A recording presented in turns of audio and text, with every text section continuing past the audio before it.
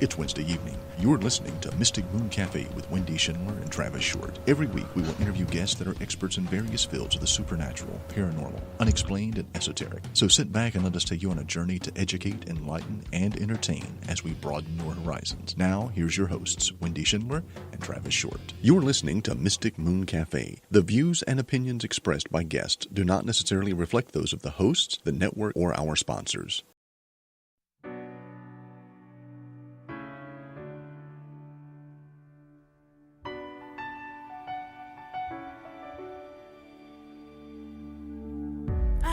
A stranger to the dark. Hide away, they say, 'cause we don't want your broken parts. I've learned to be ashamed of all my scars. Run away, they say, no one will love you as you are. But I won't let them break me down to dust. I know that there's a place for us, for we are glorious.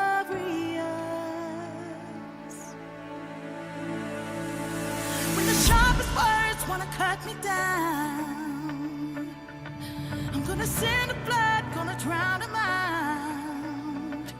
I am brave, I am bruised, I am who I'm meant to be. This is me. Look out, 'cause here I come, and I'm marching on to the beat I drum. I'm not scared to be seen, I make no apologies. This is me.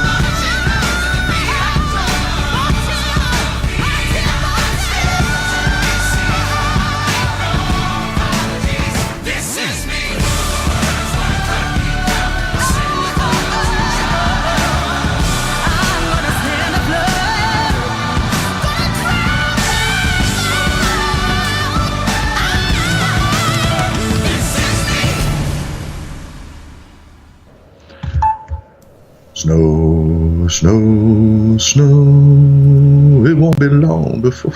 And that was Travis serenading you. Now, before that, we had This Is Me by Keela Settle from The Greatest Show coming up. It should be a pretty cool movie. She did okay. I think I could have done it better. Yeah, but we weren't singing, This Is Me. That's true. I was singing Snow from White Christmas. Uh-huh. I recognized it. Good. I knew you did, because you and I are good like that. We know our movies. My God, we know our movies. Well, I may not know those god-awful horror things you all like to watch so much of, but I do know my movies. Well, Regular, everyday people movies. Old movies, newer movies, B movies, A movies. Yep. Movies. I'm just a movie buff. I love Turner Classic Movies. I love the classics. Alfred Hitchcock, Cary Grant's my all-time favorite actor. Oh yeah. From the 30s, 40s into the 60s. His last film, Walk Don't Run, which was a great comedy, but he went out on top. Oh, definitely, yes. Great role for him. So, but yeah, cold here. Cold there? 12 degrees with a wind chill of 5 right now. It's supposed to get down to 5 actual degrees, so I'm guessing 10 below before the morning dawns. Sounds like fun. -3 tomorrow is what we've got. It was 2 degrees yesterday when I left for work. I had today off because I had to take care of some errands here in Virginia. Took a sick day. It was 2 degrees when I left yesterday. When I got to the radio station, it was 8, a balmy 8 degrees. We got up to about... We got up to about 17, and then it dropped again last night. It's supposed to be -3 in the morning. I'm looking forward to that drive tomorrow morning. -3 degrees, topping a mountain. Yeah, there should be black ice and snow and elves and reindeer and all kinds of good stuff. Oh, wah, wah, wah. Hey, I'm not bitching and complaining like I normally do. Are you sure? Well, now I could, if we wanted to go that direction. No, let's not. Saints preserve us and all that fun stuff. Oh, come on, you got to do it in an Irish accent, if you know. Saints preserve us. Ah, Saints preserve us. Mm-hmm. Yeah, good times. Woo! So have you connected with Bill yet to do your exorcism, or am I supposed to say that online? You can say that. That's fine. I have not spoken to him since my last phone conversation. He's in Charleston, South Carolina tonight again for another deliverance. He's supposed to be in Lexington, Kentucky next Wednesday. He has asked me to come and assist. So I'm actually looking very forward to going and helping him. Of course, as you know, I love the horror movies, especially The Exorcist. So this should be interesting. Mm-hmm. Quite, yes. I know, right? It's going to be fun. I say that.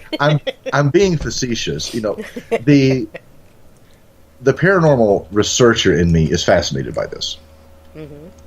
To actually watch firsthand something that I have watched in movies over and over again, and that I've heard people talk about. We've heard Bill talk about it. We heard Tia tell her experience a couple of weeks ago. But to actually, and I don't know how much help I'll actually be, because I know I'm going to be observing, watching, and taking mental notes, because this is one of those things that just fascinates me. So, well, just saying. I think you have to be there, actually helping, don't you? Well, it's going to be hard, but yeah, I will. Mm-hmm. Yeah. No, I'm sure you'll do fine. She says, yeah, you'll be fine. Yeah, you'll be fine.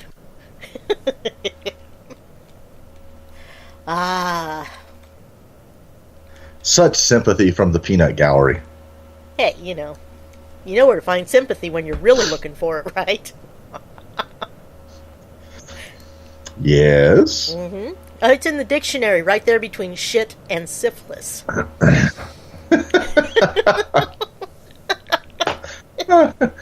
Oh, if I had a dime for every time I found myself there. What, in the dictionary or somewhere between shit and syphilis? Somewhere between the two. Mm-hmm. Yeah. Mm-hmm. Oh, goodness me. Well, the chat room is slower right this moment, but if you want to get Cindy on now, or do you? Hell, I don't know what's going on. Well, you don't know what's going on. Neither do I. Yeah, we will in just a second. I was going to say we do have Bill Bean is supposed to come on. That was the segue that I was supposed to make. There is that Bill is actually supposed to be on the show next Wednesday night. after the exorcism. He and I are supposed to be discussing. I couldn't set it up any further for you. Sorry. I know. I'm sorry. I was in my brain's not really working because I had that day off thing. So I'm just kind of like, oh right. Yeah. It's like, but Bill is supposed to be on next Wednesday night. We're going to be discussing the deliverance that he performed back in October, which Tia Bell discussed with us a couple of weeks ago. Mm-hmm. And then Bill and I will talk about the deliverance that he performs if he actually comes to Lexington. That is up in the air whether or not he's going to be there, but he'll be on the show regardless. Okay, cool. Yeah.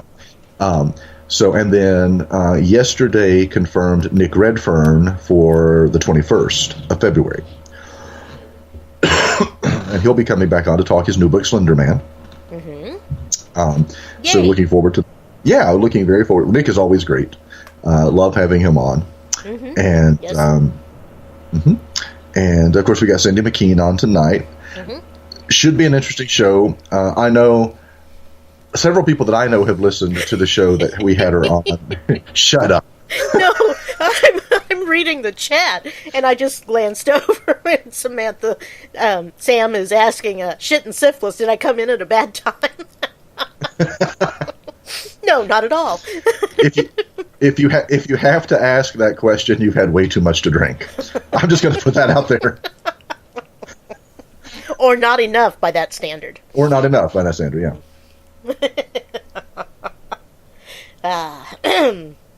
Yes, and I'm working on getting the Christian Dion onto our show. He was on Haunted Voices last night, and he was cracking me up. Right. And I guess he's a psychic, and he was just going a mile a minute, and he's very politically outspoken, shall we say? And it was just funnier than anything. Awesome. So I thought, that sounds like fun. We will attempt this. Cool. That will be awesome. Mm-hmm. Well, and I do enjoy bringing, I love our reoccurring guests, but I do really love bringing on new people that we've never had on before. Like, last week, Paul Davids, I thought was a great show. He'd never been on with us before. Mm-hmm.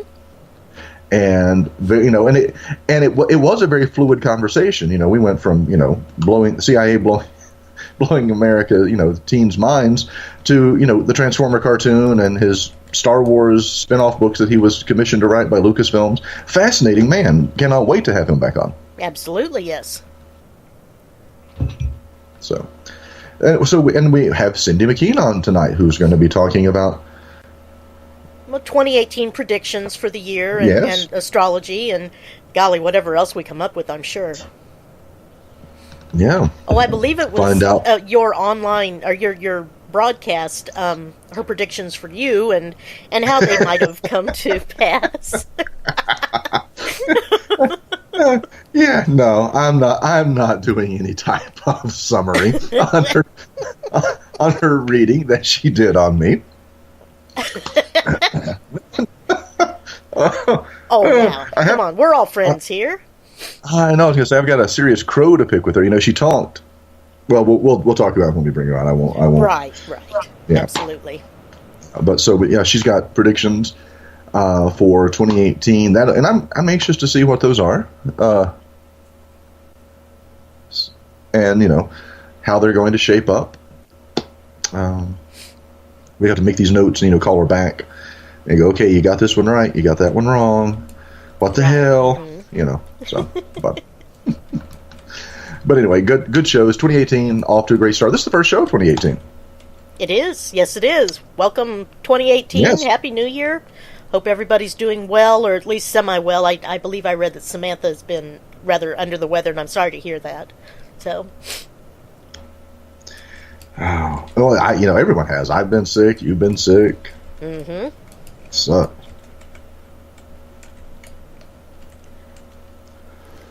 You're not flowing very well. Come on, Travis, get with the program. You usually talk way more than this. I know. I told you my brain's just not there tonight. I'm trying. I'm getting there. This is what happens. I have not been in work mode. I worked.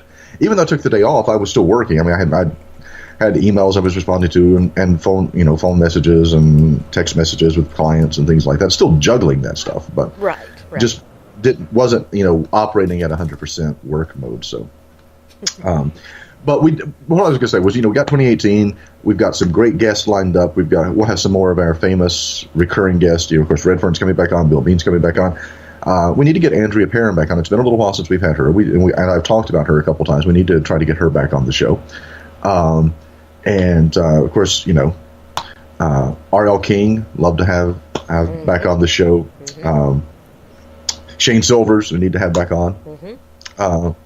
So just a lot of good folks that we need to get on, and we're still expanding the audience as far as guests. So, and by the way, if our listeners, that's you, the Peanut Gallery, if you have somebody you would like to have us try to get a hold of, tell us. Hell, Wendy this past week was tossing out hooks for Joss Whedon. So hey, if we could get Joss Whedon on, we'll be great. Yes, that would be fantastic, but he hasn't answered me yet. Travis, maybe you should get a hold of him. It looks a little more, less stalkery and more professional if, somebody with an actual, say, radio station or something goes and asks him. Hi, Vanjie. Glad you could join us. You're going to say, really? You've never seen some of the emails I send these people. They sound pretty damn stalkery.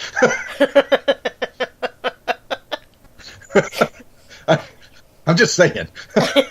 Hell, I coined the term redferning, #redferning, for God's sakes.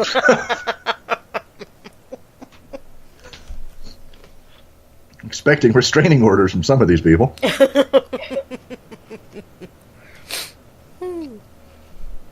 Oh, goodness me.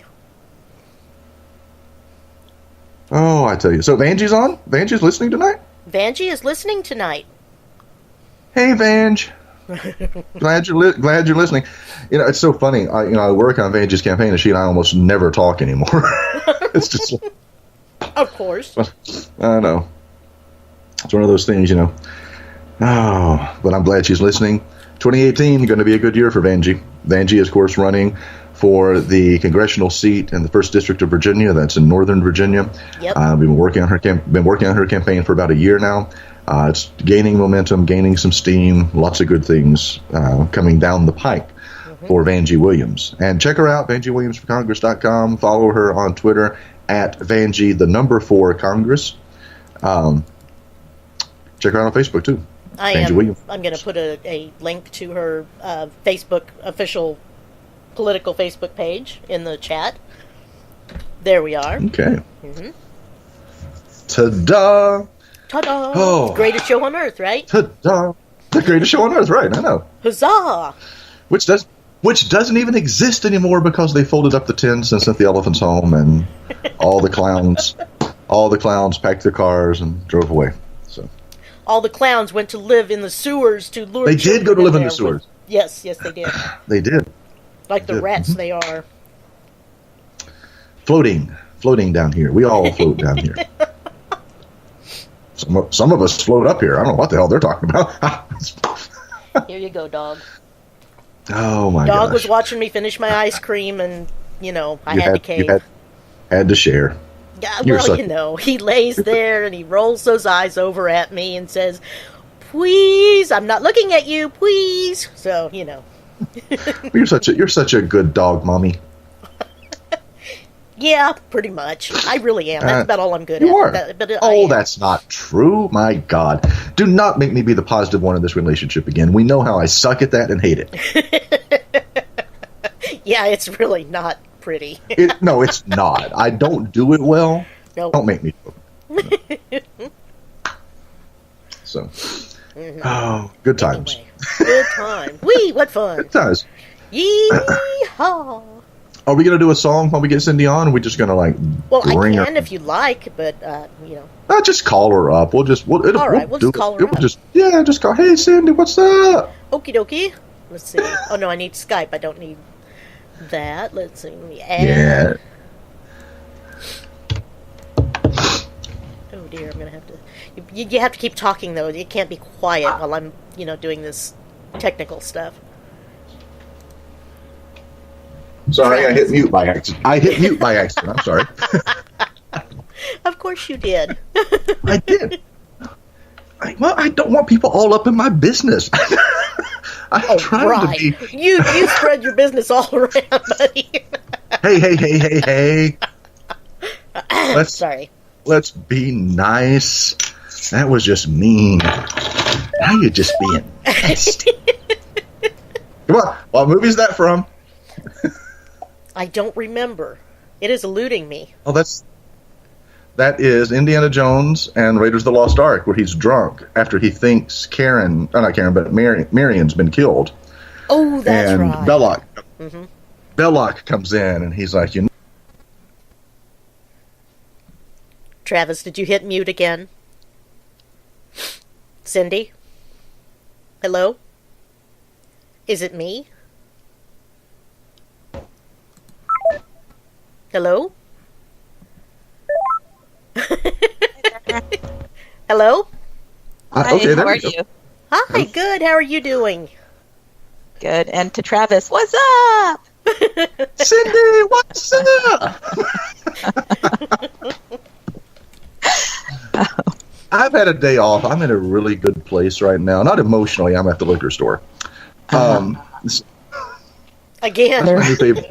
Again, I know. So how Only- things? If only other things were legal, I think you'd be at those stores instead.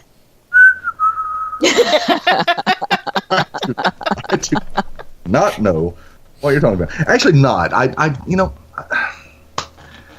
We had this conversation last week with Paul Davids. I can count on, all four hands the number of times I've smoked weed. Wait, I'm sorry, both hands. Not my thing. Not my thing. I prefer my alcohol. I like my scotch, my vodka martinis, my beer, my wine. I'm good with that. So, well, thank you for being on the show again. Well, thank you. And please don't mind my frogginess. I caught a little bit of a cold. It started on Sunday, and it really started fulminating on Monday. So by then it was a little bit too late. It has to take its course. So. Well, I have been fighting one since Thursday of last week. I lost my voice. I had no voice Friday or Saturday. Not much of one Sunday. Started coming back Monday. I haven't done any production work or anything at the radio station in a couple of days.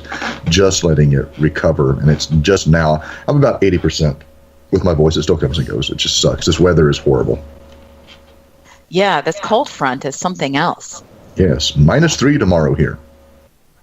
That's in eastern Kentucky? Virginia, actually. Well, Virginia and Kentucky, yeah, the same region. We're both areas calling for the same thing. So, really frigid temperatures. That is pretty damn cold. I know. They're like, it's going to get frigid. I'm like, please, I was married for 10 years. You don't have to tell me about frigid.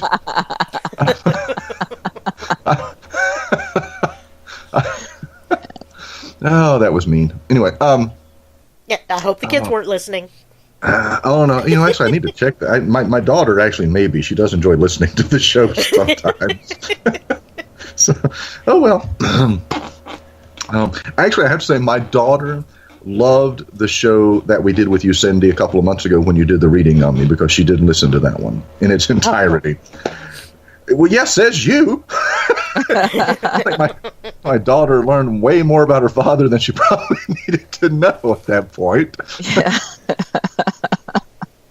But yeah, she enjoyed it quite a bit.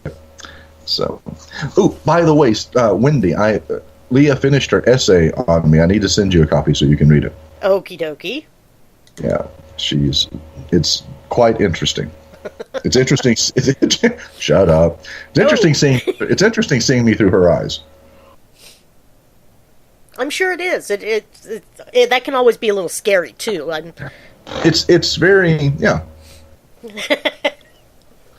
it's scary and interesting. It's interesting. Yes, it's combining the terms. Yeah, skinteresting. So, good holidays, Cindy? They were quiet. And that's good. Yeah. It's always good to have drama-free holidays. Yes. So it's, not that I've had a lot of drama on my holidays anyhow, but Yeah, it's always. I don't know. I don't know how you guys feel about January 1st, but to me, it was always so anticlimactic. Oh, very much. Yes. So. Nothing. Yeah. Out the window the next day. And I know that sounds so cynical and pessimistic, but I always used to wonder, what's all this fanfare about? It's just another day. Mm-hmm. Yeah. It's actually very arbitrary. It's very arbitrary. It's actually very arbitrary. Well, it is. And it's like, it's the 1st of January. And, what is a month except something that man created to help him keep track of shit? And it's like, it's nothing. It's another day. That's why I don't make New Year's resolutions. I just try to live my life in a halfway decent way. Vanjie's asking what the prediction for the campaign is. Vanjie's jumping right in there. She is anxious to hear that, isn't she? Well, yeah. Okay. Obviously, Cindy, you were listening to the lead up. Vanjie Williams, which is the candidate that I was talking about in the last program that you were on, running for the U.S. congressional seat there in the 1st District of Virginia, is actually listening to the show tonight. Uh-huh. And she is obviously very interested in what you are possibly seeing in the outcome of her campaign. Well, hi, Vanjie.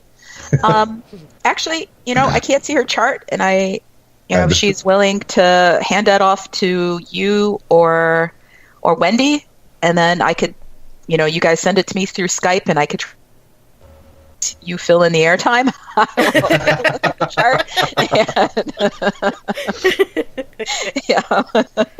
So I could definitely take a look at the chart. But what I could say right off the bat is, thank God Vanjie is a female. Oh, definitely, yes. Be a very good year for females. We have the planet Uranus that would do the sign of Taurus. Okay. So the planet Uranus, I always used to call it the weirdo planet, because every planet that rotates on its axis, the axis is vertical, but Uranus spins on a horizontal axis, so it spins sideways. So that to me is very weird. And it is weird. And it's your ruling planet, by the way, Travis. So I don't know if that resonates with you. I'm not calling you a weirdo. It's okay if you do. Yeah. I've been called worse on this show, as a matter of fact. No, I'm not calling you a weirdo, or any Aquarians for that matter.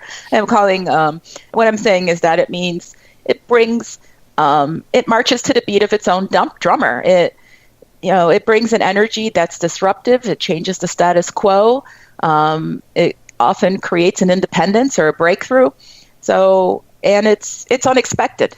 So, with it in Taurus is going to be a very good year, political year, especially for females. And as you've seen with the lead up on with the hashtag #MeToo lately. Mm-hmm. I remember when it first started, that hashtag #MeToo, I was like, really? As if ouch since forever. Mm-hmm. I mean, this is why now kind of thing.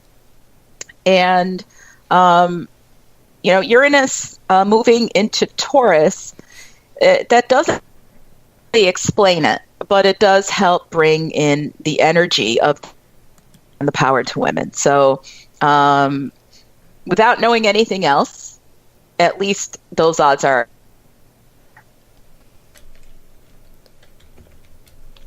Good to know. Now we'll have to see if Vanjie sends her information, and we'll forward it on. Well, she did in the chat room, actually. But yeah. I mean, let me see. Oh, wow. Okay. Yeah. And I need her city and state. Oh, city and state. Sorry about that. Yeah. Vanjie? That's okay. What's the primary? Oh, for the primary. Okay. All right. For the 11th. Oh, yeah. Okay. So we got her time, her birthday, her city and state, and I need her social security number, her credit card number.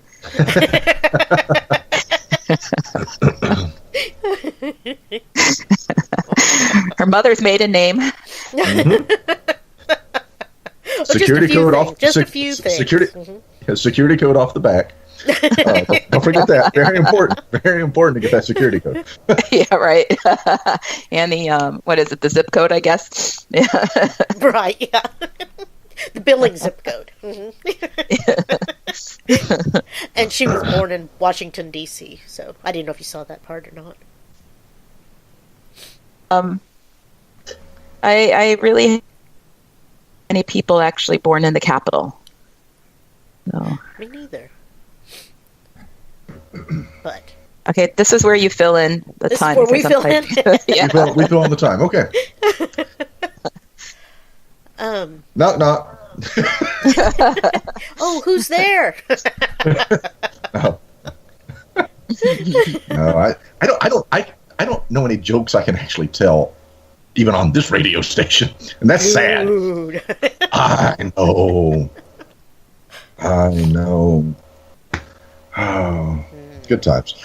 So, were you able to convince the knucklehead that he has to let the heat be up to at least like 65, between 65 and 70 in the office to keep the pipes from freezing? I think we're working on that. Yes. Okay. Good. We are working on that. Yesterday was just a mess. Frozen pipes, no website. It's like, come on. Seriously, this is what I walk into. Right. after a holiday, I should have expected it. It's like walking into the DMV today, and I was really expecting it to be crowded because it's the first day after a holiday. That holiday fell the end of the month, first of the month, so I was expecting it to be crowded. I was not expecting like 60 people, which I know that for people from larger cities that does not sound like a lot of people at the DMV. For the DMV here in this part of Virginia, I mean, maybe 15 or 20 at a time. 60 people. That was the people sitting. There was a line from the registration window back to the door, and it was just. It was. Yeah, I was there for like 3 hours. Gosh. And it is just. And then what I found out though, when I finally got called to the window, they're like the neighboring city's DMV was shut down because Verizon there had gone out. So they had no internet, no phone, nothing. So they just shut off. So they left one person there for a little while, and then they put a sign on to direct traffic to the other DMV, and then they just put a sign on the door apparently. So I mean, there was just this constant turnstile of people coming in. When I got there, I counted, there was like almost 60 people. When I left, there were still 30 people sitting and people still coming in. So I mean, it was like they never really got below that maximum amount of people. It was fun. Fun times. I had a blast. It was great. I mean, the DMV is so much fun anyway. What was actually funny because the one that was shut down is actually the one in my hometown, but I refused to go to that one. Okay. Because they're bitches. And no offense to any women. I don't use that term very lightly. I mean, these women are just nasty, rude, mean. Doesn't matter what you're there for. Mm-hmm. They are just mean. And I actually told the woman at the counter, she's like, why didn't you go to she said, did you try to go to the one in your hometown? I'm like, no. I said, I did not. She said, well, good. She goes, because then she told me about them being closed. I'm like, I wouldn't go even if they weren't closed. She's like, why not? I said, have you dealt with those women? I said, they're just nasty mean. And she just kind of laughed. She's like, we hear that a lot. I said, I know you do.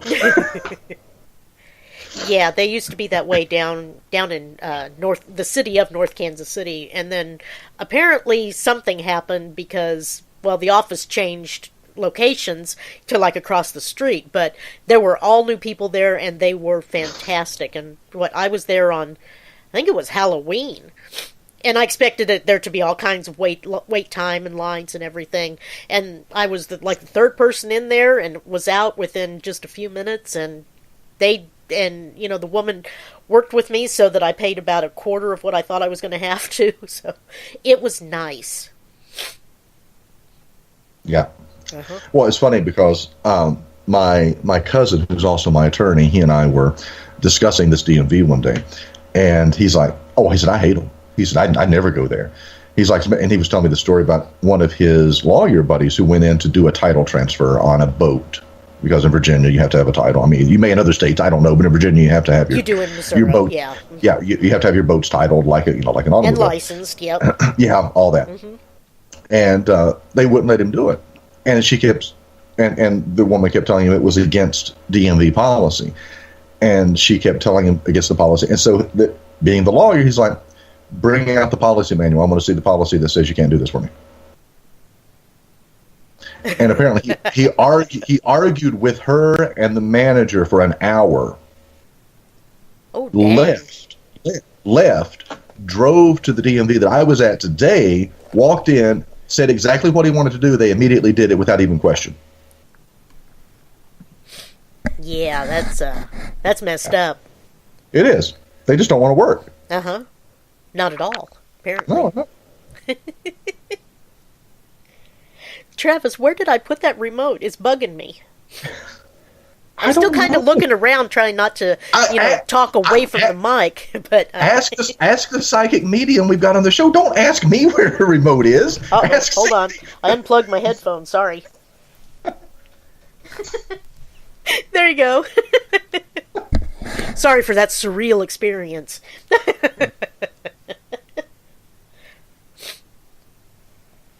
They do keep me on a short leash here. Oh, a dog joke.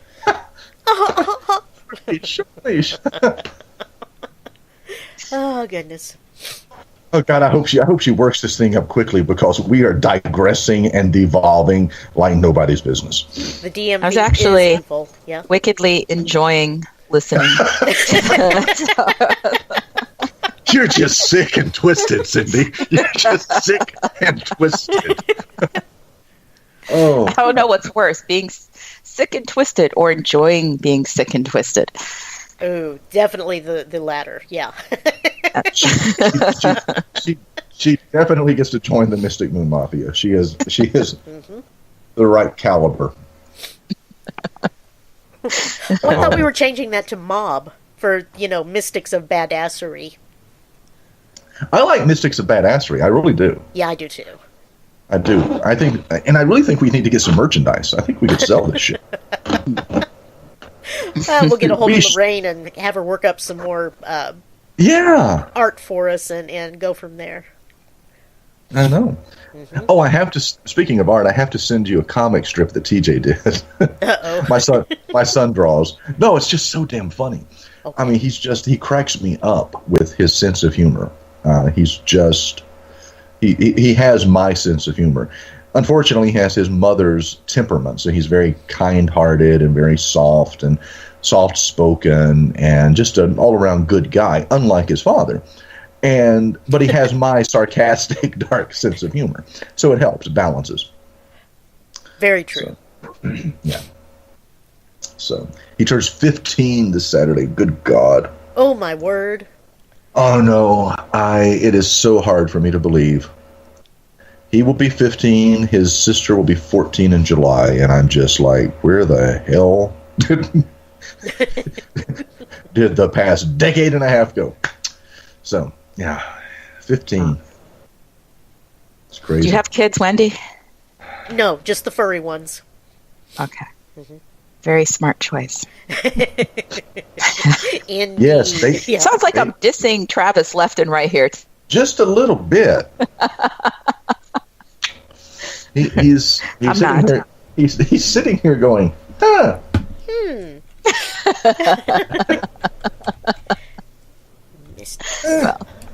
Well, yeah. I didn't mean it to come out that way. Yeah, I think you did.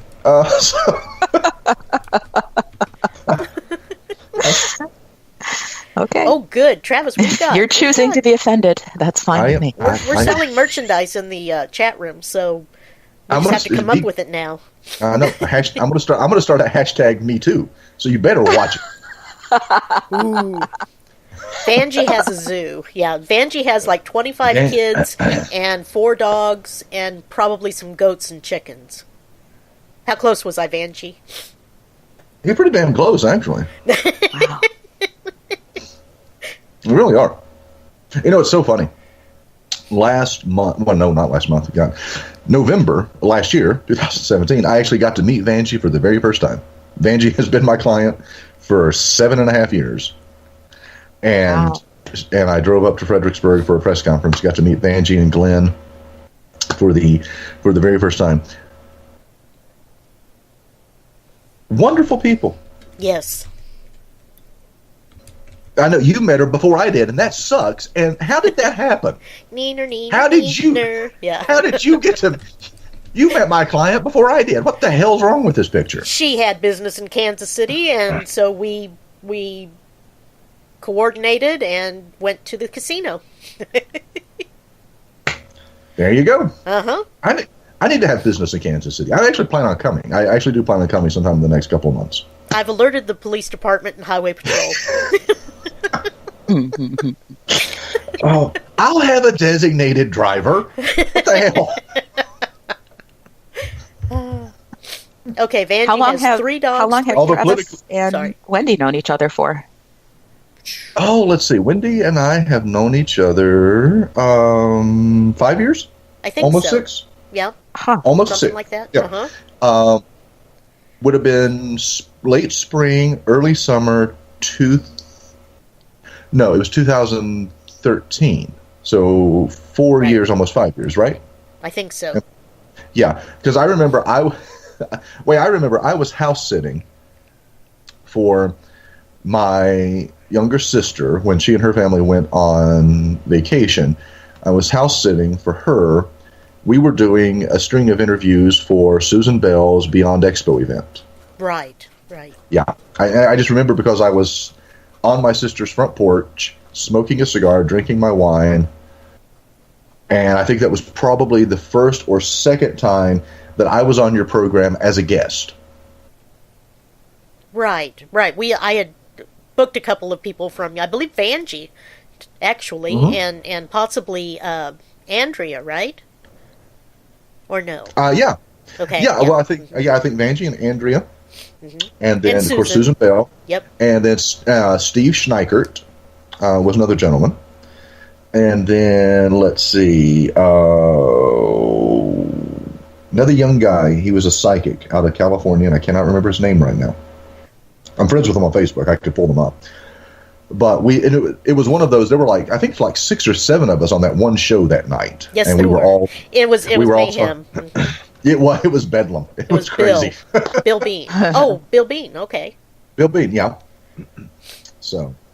We'll talk about synchronicity with Wendy knowing Vanjie before you did. I know it's and people it blows our guests' minds when they come on the show and they realize that Wendy and I have never met. Nope. We've never, never seen each other, never met. We have interacted solely by the radio program, email, text messages, things like that. It's been interesting. It has been. It's just one of those things. There are some people you just meet, you click with, you have chemistry. Yep. Well, you both have Capricorn rising and Scorpio moon, so there's going to be a lot of being on the same mindset with the same wavelength on a lot of things for the two of you. See, I was going to say she's a Leo and you're the Aquarius, so then you have the opposing factor that could balance each other out yet attract each other at the same time. Oh, she balances me. You talk about a short leash. I don't know. With the shock collar. Mm-hmm. Yeah, but see, I like the shock collar.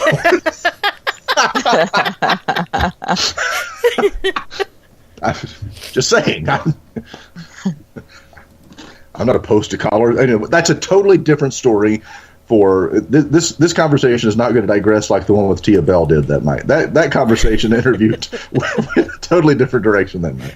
And Tia, I love you, by the way. We need to get you back on the show. That was great. This is one of those comments where I'm thinking to myself, either you're one heck of a liberal father, or you're totally forgetting that sometimes your daughter does listen to this. I'm a liberal father. Okay. And he keeps forgetting that his daughter may be listening to this. Actually, I texted my daughter. My daughter is not listening tonight. She is watching movies on her computer with her friend Maddie. They are watching together. Okay. So, yeah. Now, what's the story on the movie Bright on Netflix? What? I don't know. I haven't seen it. I haven't either, but a lot of people were talking about it, so I went ahead and did a Netflix. Is that the Will Smith? Right. Movie? Yes. Yeah. That Robin. Based on. Yeah. Yeah. Robin King thought it was based on her Shadowrun role-playing game, I guess. Well, yeah. I mean, I think it, from what I've seen, probably could be. And it is based on a book. I know that, or a graphic novel, one or the other, because there's been a lot of talk that people, the fans of the book or the graphic novel or whatever, have waited so long to see this come to the screen, and now they're all really disappointed. So I don't know.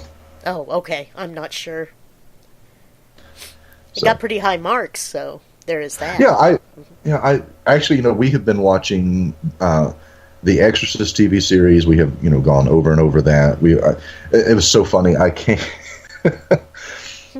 I'm keeping my kids right now. Their mom is in Nashville. Her mom, their grandmother, had knee replacement surgery.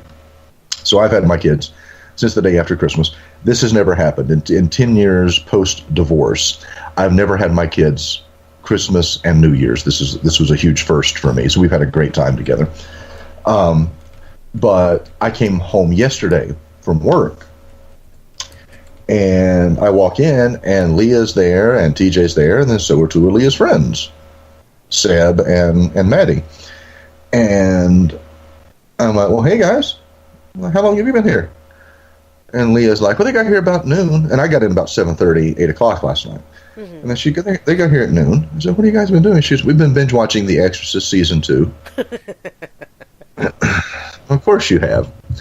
And it's like, I can't get mad. I mean, so I go, okay, well, I'll be back. And I ran out and I went and picked up 4 large pizzas, brought back, and we just sat, and I watched the last 2 episodes of season 2 of The Exorcist for the 4th time.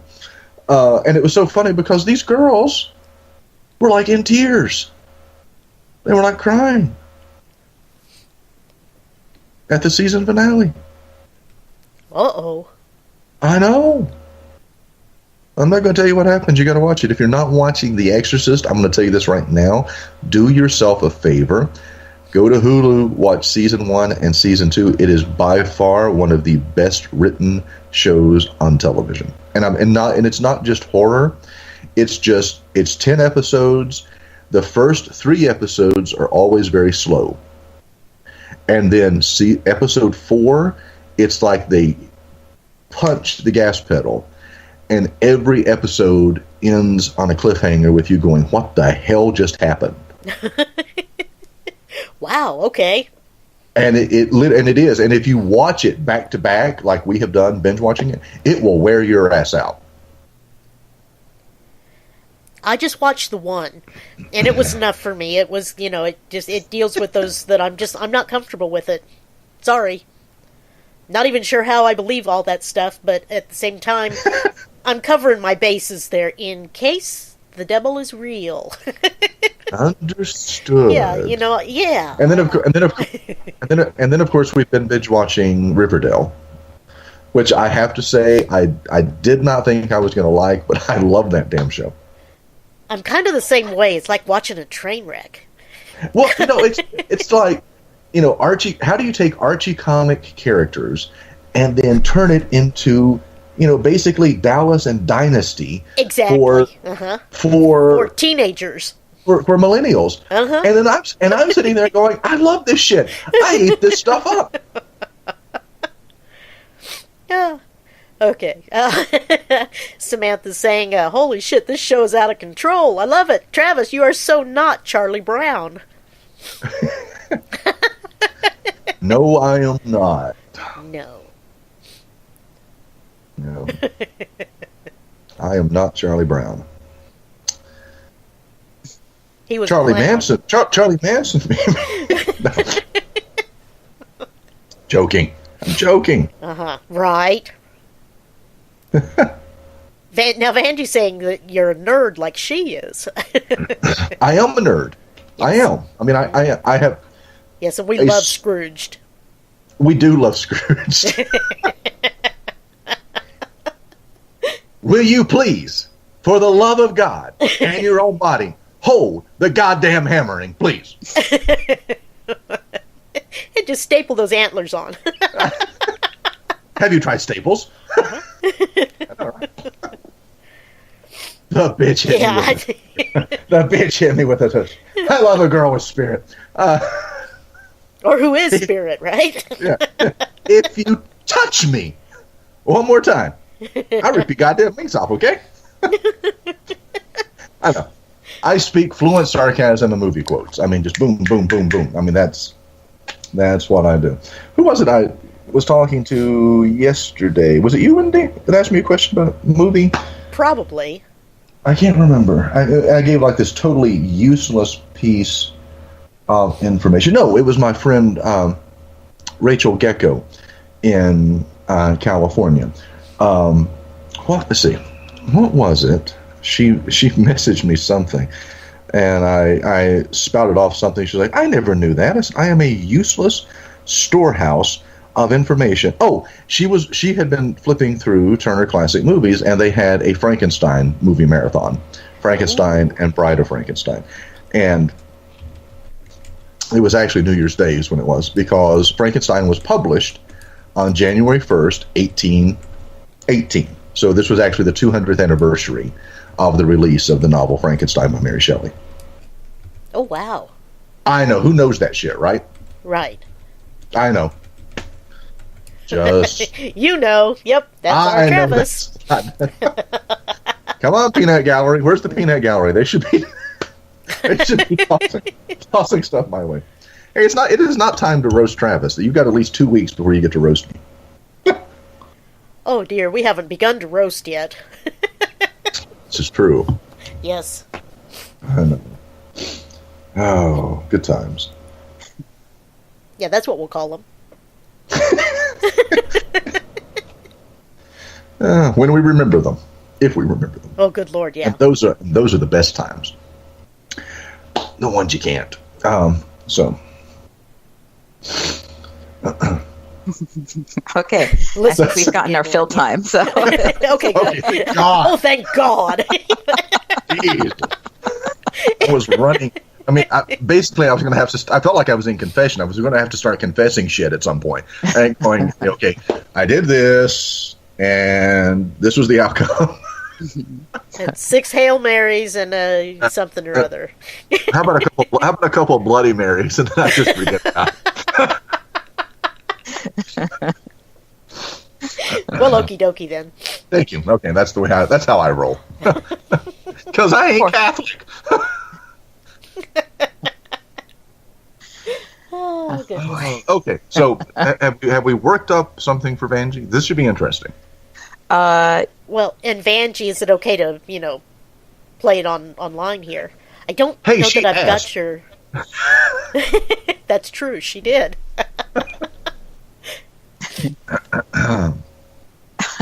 So, interesting with Vanjie. She's been so patient. Okay, so what I see with what's happening with Vanjie, so I just looked at the chart for June 12th of 2018, and I put it for 10:30 because I figured election should be over by then, hopefully. And well, the primary will be then of course the election will be November of this year.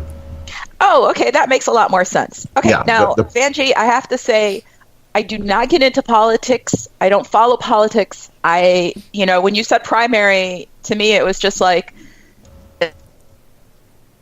I mean, it's like, I'm not even going to come up with a comparison with this cold and heavy amount of antihistamine I'm on. But anyway, it was... that bloody mucus, blank. Yeah. So it made me feel better because I was looking at your chart and I was like, it just looks like a lot of hard work, which is kind of a good indication. And show you the moon. And see your comments. Oh, she wants to know about life. Okay, so I'll get to it. Your life is going to be a lot of work. This upcoming year, you have Saturn, the planet of restriction, moving through your first house, and your first house is how you approach life. And Saturn will be in its has not happened for about 29 years. So Saturn is returning back to that it rules. Because it's going to be in the first house, I do think that you're going to have an interesting amount of not only just hard work, but really paying attention to your details. Interestingly, I think you're going to lose weight, or at least if you have a tendency to not indulge as much, you're going to, people that have a tendency to put the pounds on every year tend to not put the pounds on when Saturn is transiting through their first house. But usually I see that they lose weight. And I also see, too, that it looks like you've gotten into a period of your life where values are very important to you, more than ever. I mean, it's really pretty much to a point where it's kind of piercing you or touching your soul in a lot of ways, to where, you do have that very generous Leo moon that tends to be forgiving, as well as your, you have that Leo sun, as well as the, you have a Sagittarius rising. They're two very gracious, generous signs that tend to be pretty forgiving. But that moon in Virgo that you have is going to be paying attention to details. So what you have here coming up in your personal life is you also, you have a lot of things going on in home front. Financially, I do see you kind of reconfiguring what you do and how you manage your money. And it's going to be a little bit unusual. With your kids, now I did see that you typed in that you have 6 daughters. Holy moly. Quite a feat, just to have a career and, to be a mother and to be a wife.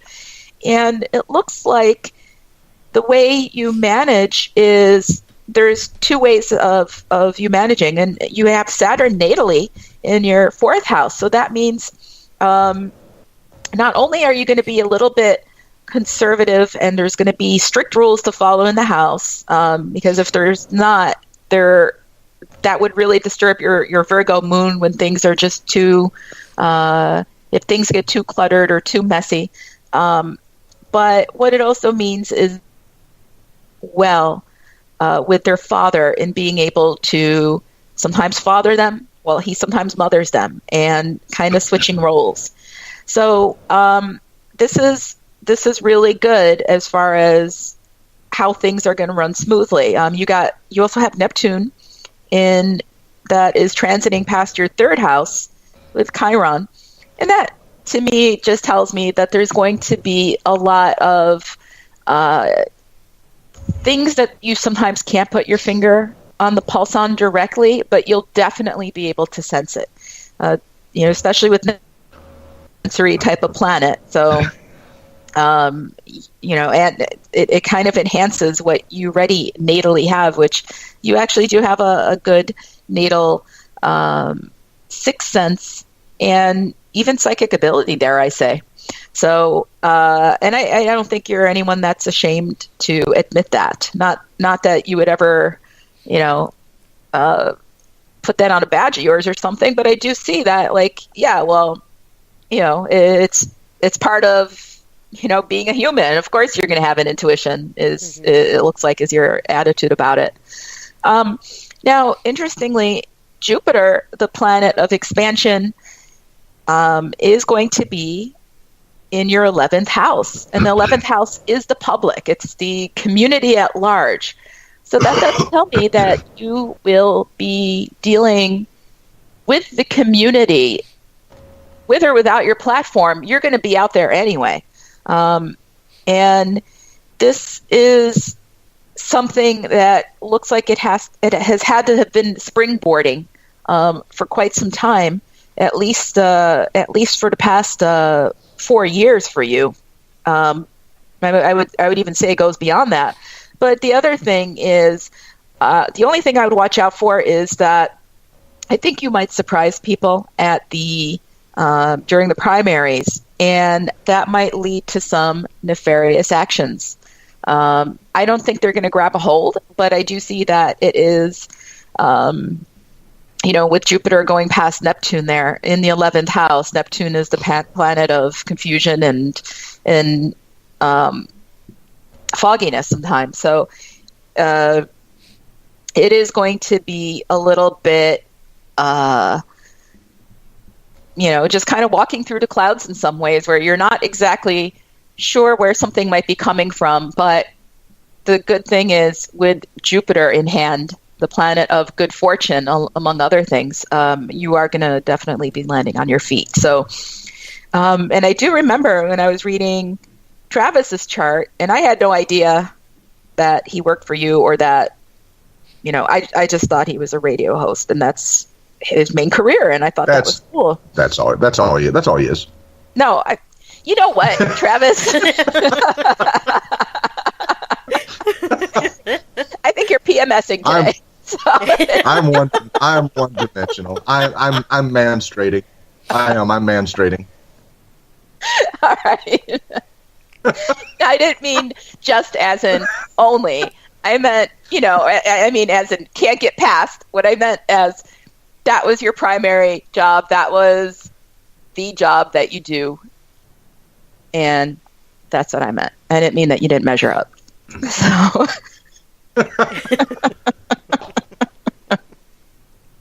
No, I'm gonna say goodnight on that one. I'm just. I apologize, Vanjie, that Travis found a way to make it all about him during your reading, but it's. But I want to say, Marcia. You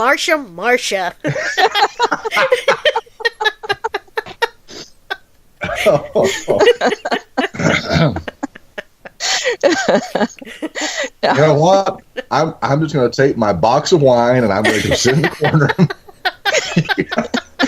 You guys let me know when I can come back on. I'm telling you, you're using the wrong substance. Oh, I'll be quiet. Yep, Travis. That awkward moment when you can't finish the glass of wine, but you can't pour it back in the box. So.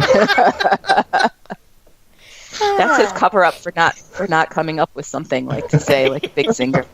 A nice comeback. Yep. I'm just kidding. This is all in jest. Okay, so we were talking about. Oh, I didn't know what Travis did for a living. I didn't know that he has a company that does promotion, and is that rebranding that you also do, Travis? I do. Yes, I do. Okay, that's pretty awesome.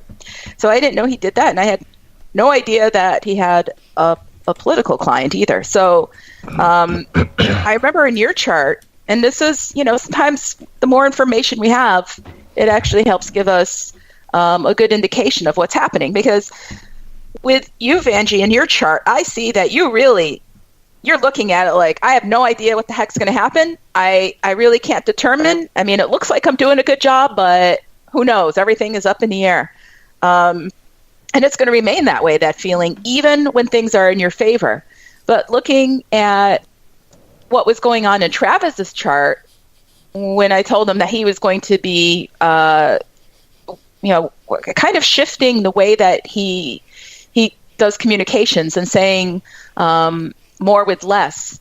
And I did say something about him having to somewhat reinvent himself. And he did tell me that would be around the time that if you won, that is part of what his role is going to be with you. So when you work in politics, I guess less is more. and, part of the rebranding. So judging just from, looking at his chart, but looking from yours, and you really should be the primary chart I'd be looking at to see those answers. I would say it looks pretty positive for you. And interestingly, with all the other indicators there, such as the weight loss, such as the idea that I do see your husband kind of trading roles with you a bit more than often. I do see it as, this is not something that you would necessarily always have on the schedule with him, but now, and your daughters do look like they're old enough to start taking care of themselves, or one would be old enough to start taking care of the other, that kind of thing. So there's, you wouldn't be using all six fingers and all six daughters. So I do see that it does look pretty positive in that arena. You also will have transiting Venus, which is the planet of love and beauty and appeal overall, going into your 8th house, among other things, the 8th, some of your open enemies. So, in other words, there might be some nefarious activities. And like I said, I don't think they're really going to reach you. There's a lot of people that can't help but like you around that time. And a lot of it has to do with, you look like you have very high energy, and there's an exuberance with the message and a genuineness with your message. Add that to the forecast, the mundane forecast of looking at fact that we're going to have some planets that work in the way of disrupting the status quo or change or redoing things. It does look a lot more favorable for you. So, looking at what King, when I was looking at the forecast for, I was also looking at Donald Trump. And like I said, I usually do not look at politics. As a matter of fact, I never do. But this time I did. Part of it was that in order to get certifications for astrology, sometimes they test you, and that, he was my questions I had for an analysis. But the rocky road ahead in a different platform. In other words, if you're not representing white, rich Republicans, the tides are going to turn in your favor, Vanjie. So we know better than that. Yeah, no. Yeah, Vanjie's all right. I would vote for her if I lived in Virginia. Good. Mm-hmm. All right. I mean, I always say let the best man win, and unfortunately I've seen in politics lately that things have been a lot different from the way they used to be. Yeah. So there's going to be some kind of reaction in the mundane chart, meaning the worldly chart, of it's kind of like, when you husband material all along and it's really not really gotten anywhere. So you're like, screw it, I'm going to go for the bad boy. And you do. And then you get totally effed and you're like, heck no. And you rebound back into, no wonder they tell me to go for husband material. And that's kind of what is going to be happening in the mundane chart, is that, we were going along fine. Bam, we get this, I don't know, it's like completely backwards politics. Yeah, complete reversal on integrity and intelligence. Yeah, and I think, isn't there a term for it? Like, isn't it called kangaroo politics or zoo politics? Something weird that, where you just do a strange hop. And I would use inbreeding, but I'm kind of that way. That might explain his strange color instead of poor taste. But orange. Yes, it could. Yes, yeah, that Oompa Loompa color.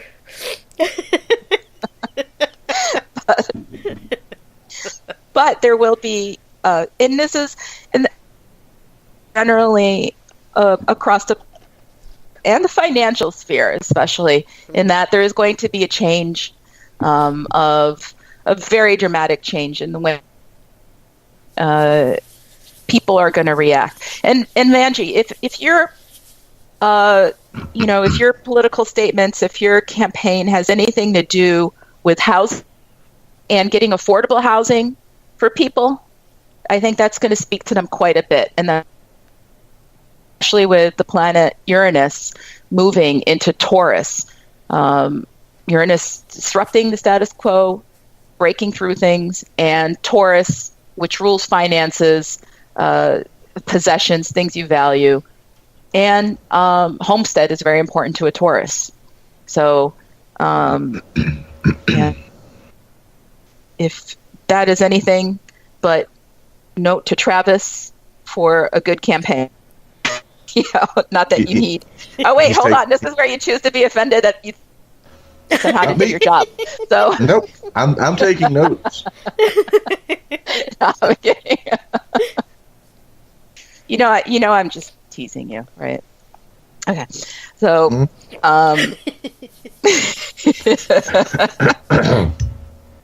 you're sipping that bourbon to cope with what I said. I'm being really mean to you today, aren't I? I know. What the hell, Cindy? It's just fun. I apparently pick on Travis Day. No, you got to call back in for the roast. Guess what? You got to save this. You got to. I know, low hanging fruit. It's there. Grab it, take it, run with it. You got to call back in on the roast to do this shit. You can't just be mean to me on any day that you choose. Then we have to set aside a day to be mean to me. Okay, I'll use it on the Travis roast day. Thank you. I will be on that panel.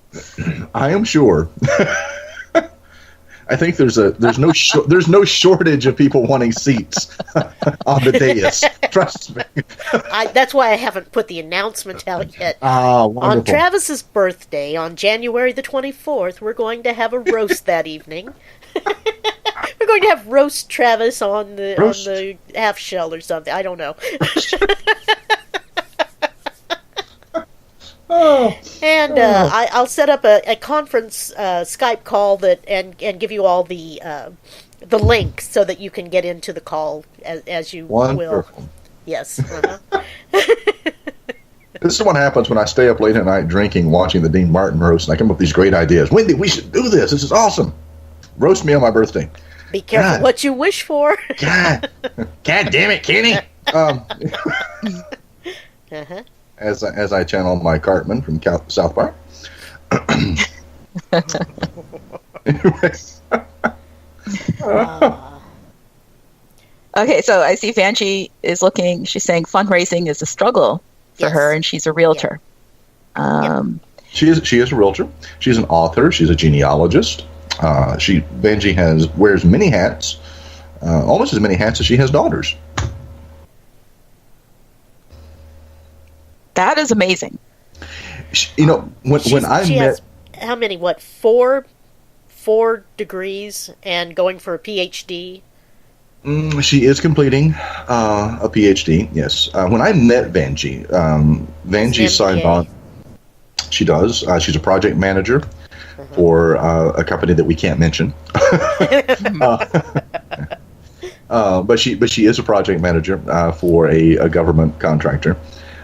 She has massive amounts of experience. She's a multitasker like nobody's business. She's a go-getter from the word go. She is. And when I met Vanjie, she hired me because she was a self-published author, and I was helping her promote her works. And at the time that I met Vanjie, she was writing simultaneously 10 novels at one time. They were interconnected stories, and instead of finishing one and then starting the second, she was actually writing all of them at the same time. That is the level of multitasking that Vanjie Williams excels at, in all honesty.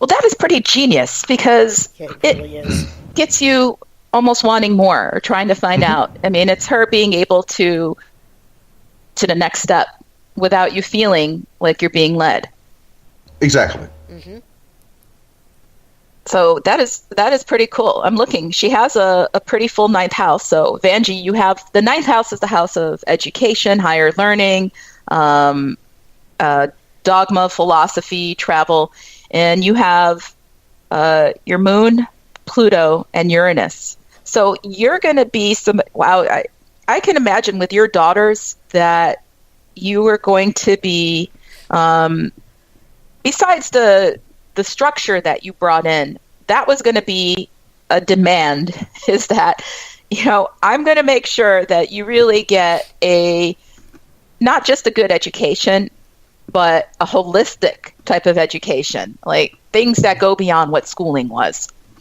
And that you wouldn't have given them anything generic whatsoever. And I'm reading your comments. And you're saying, as a Black woman, it's 5 times harder to raise campaign funds. Grassroots is my goal. Broken Life Journals, A Fight Forever. Oh, that's the title. Great. That was the title. Broken Life Journals, A Fight Forever. For forever, I'm sorry. And as a Black woman, it is 5 times harder to raise. I would think it would be tenfold harder, because it's the eclipses that are coming up in this year, and let me see how the eclipses line up for you and your chart personally. Let me go over to where I put the eclipses, and I'm going to just go back to your natal chart to make it a little bit easier here. Okay, so you are, look here with the more impactful ones, and we do have one on January 31st. That's a total lunar eclipse. And then we have one on August 11th. That's a partial solar eclipse. Luckily, what I see for yours is on the August 11th one, I do think it's going to give you a massive kick that it depends. It's up to you how to react to it, but you're going to have one of two reactions. You're either going to look at it and allow it to motivate you more than anything else, almost like light a fire under your feet to say, well, I'll show them. Or you could let it kick you in the teeth. And looking at the rest of your natal chart, it's going to light a fire under your feet.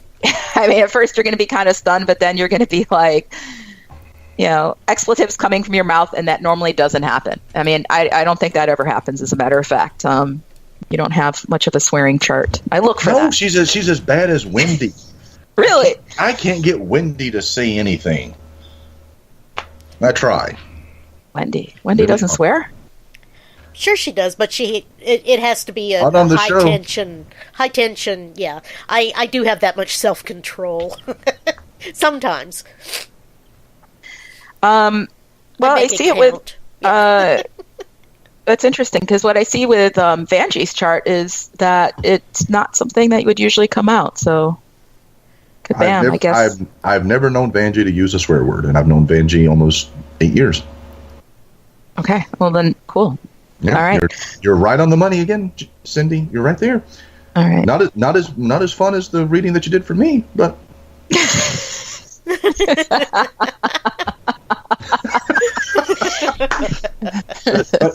You're right there. Okay. Yeah. What else do you want to know, Vanjie?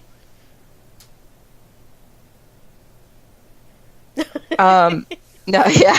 She's laughing. No, I'm sure she's typing it out at the moment. Uh-huh. I'm going to be looking at the rest of her chart. Oh, she just had Saturn. Oh, you're feeling stuck right now.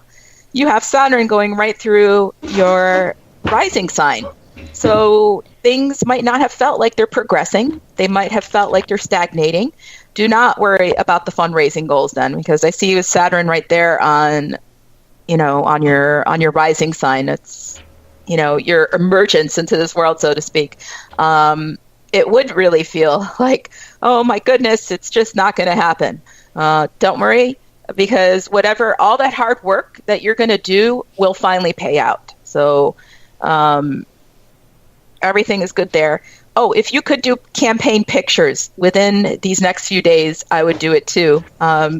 Venus is still in a good spot in your chart. So if you need to get new campaign photos, try to get that done. I don't know if you could get it with your family because it doesn't look like that you'd be able to get all of them together, but at least you and yourself or, you and your constituents, that would be great. With Venus making some positive connections with other planets at the top of your chart, I do see it's going to be good with your constituents. And you want to know, will we grow our business, Bowling for America, and Casual Glenn's handyman services? Okay, so when you say we, I'm assuming that means you and your husband. And he will grow it. So you have your hands really tied up. So I do think with that you are going to contribute to it for sure, but you really, really are going to be something has to give with the amount of work that you're going to be doing this year. And I think that and that's fine. And I see in this chart, I don't see any health risks for that are major or anything that's going to be permanent. And I see that, even though the stars, they don't,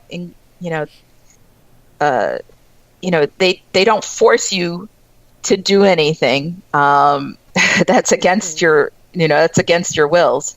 They incline, they don't compel, as the expression goes. I do see that you are really going to feel extremely inclined to leave no stone unturned. So there's going to be a lot of exhaustion in all senses of the word, in that you're exhausting every resource that you have in a good way, and that you're going to be physically exhausted. And that partly leads to some of that weight loss and everything. So. And I'm going to point out, Vanjie has an amazing track record right now with weight loss and getting things on track. She's done an amazing job in the past year. She has literally transformed herself. Good. As long as Saturn is in her first house, and it will be there for a couple more years, I could actually tell her exactly. It will be there until the very end of 2020. So you're going to be getting in really good shape. Fantastic. It's so rare that I meet somebody that gets Saturn in their first house that doesn't lose weight in one way or another. So, and for Leos and Leo risings and Leo moons, that's very important. So it's Vanjie being a Leo. Very true. Vanjie, you have Venus. You have Venus is in Leo. You must have some really awesome looking hair. Does she have really? She does. Hair? She does. Okay. She actually does. Okay, that's a Venus in Leo tends to not want to, like, their house could be burning down. They're like, okay, we'll grab the essentials, but my hair has to look good. So. Well, hell, I do that. Well, it's easy for your hair to look good, Travis. It's And I finally did get a real haircut, so my hair's looking a little better again. It's all good. I don't know what you look like, Wendy. I've never laid eyes on you. Do you even have hair? You could be bald for all I know. It's very fine, thin hair.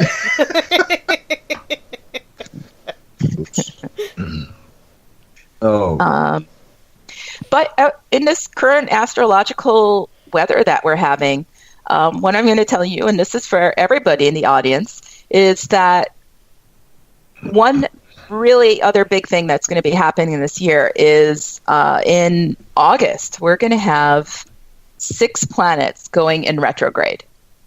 Oh, crap. At the same time. Okay. Jesus Christ. Seriously? My God. That's it. I'm done.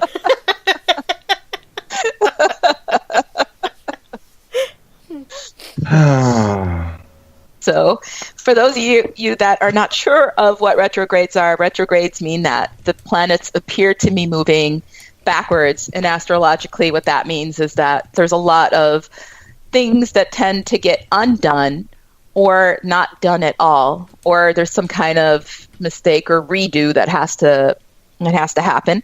And speaking of redos, if you're doing something again during a retrograde, that's usually a very good thing.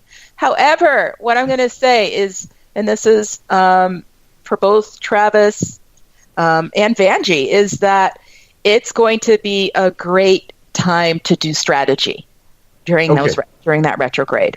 I can handle. Yeah.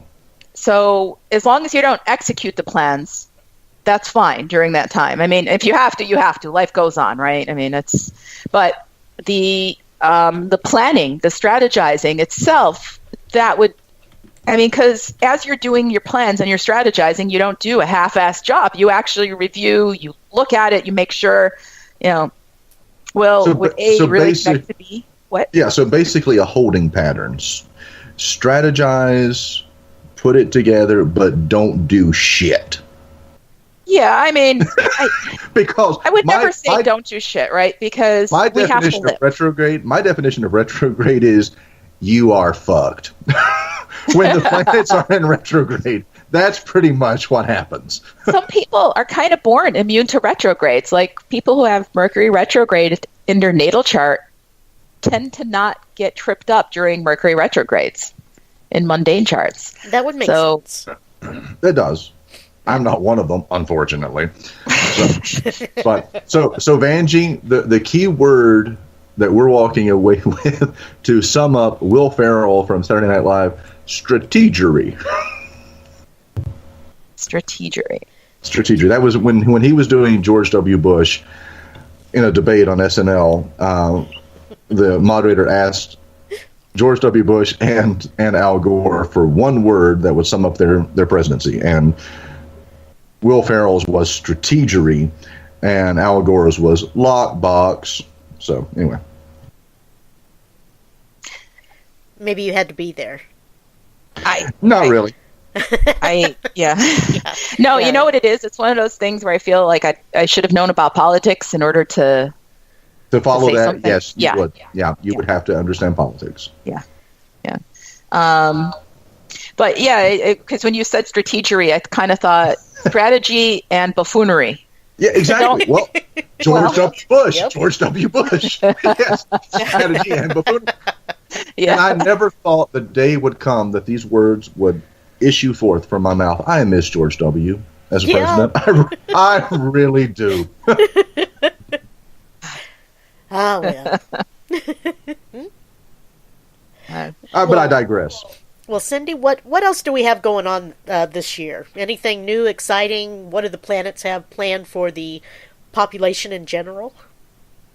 Well, yeah, we have a few solar and lunar eclipses this year. Mm-hmm. And we also have Saturn going back into its sign that it rules, which is Capricorn, and Jupiter going back into Sagittarius. So it's in its natural domicile. And I'll tell you what that means in a little bit. And I do see that it really does look like it's going to be an interesting turnaround year when it comes to what is going on with the presidency. And like I said, I don't like politics. I don't get into it. I can't repeat it enough. But when I was looking at it and I was looking at Donald Trump's chart, I thought, wow, I wonder if he's going to make it past 2 years. And just seeing what's going on, especially with the eclipses and how it touches key points in his chart. One of the things, and I don't like putting these things out there because, no matter how much of a bad person is, you just, I don't like these, bad or good. Right. I don't like these things going out there. But diagnostically, it looks like he might have something, a health problem with his heart. So I'm wondering if he's going to have like a silent heart attack or a silent angina. Where part of that heart, you get an infarction, like part of the heart dies, but the beat still goes on, yet your health is affected enough to where it's severe. You're done. And I do see a lot of issues happening around his family in 2018, especially with his wife, his son, and his daughters.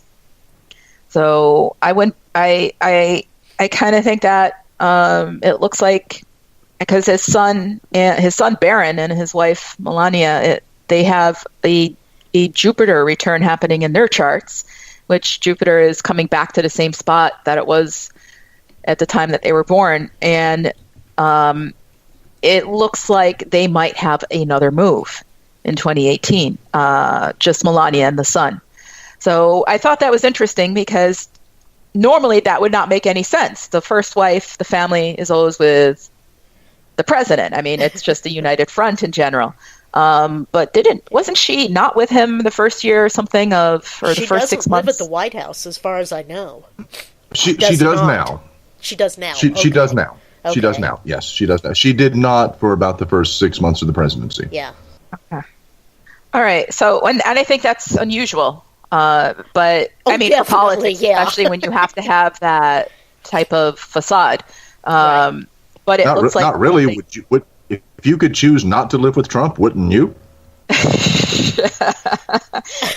you see the decorations for the White House for Christmas? No. Actually, I did not. All right. It was unusual, to say the least. Very cold, very black and white. It looked kind of like something that Beetlejuice would have chosen. Interesting. Yeah.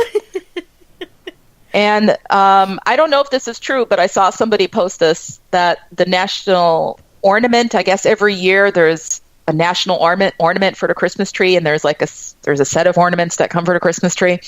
But the one they chose was a lizard's eye. So, oh my God. Yeah. And I kind of thought, okay. Uh-huh. So I don't know. Maybe he wasn't born; he was hatched. But possibly reptilian. If we had our conspiracy theorists on, they would be going reptilian. Reptilian. Speaking of conspiracy, one of the things, as you know, J.P. Morgan and Chase said millionaires don't use astrology, billionaires do.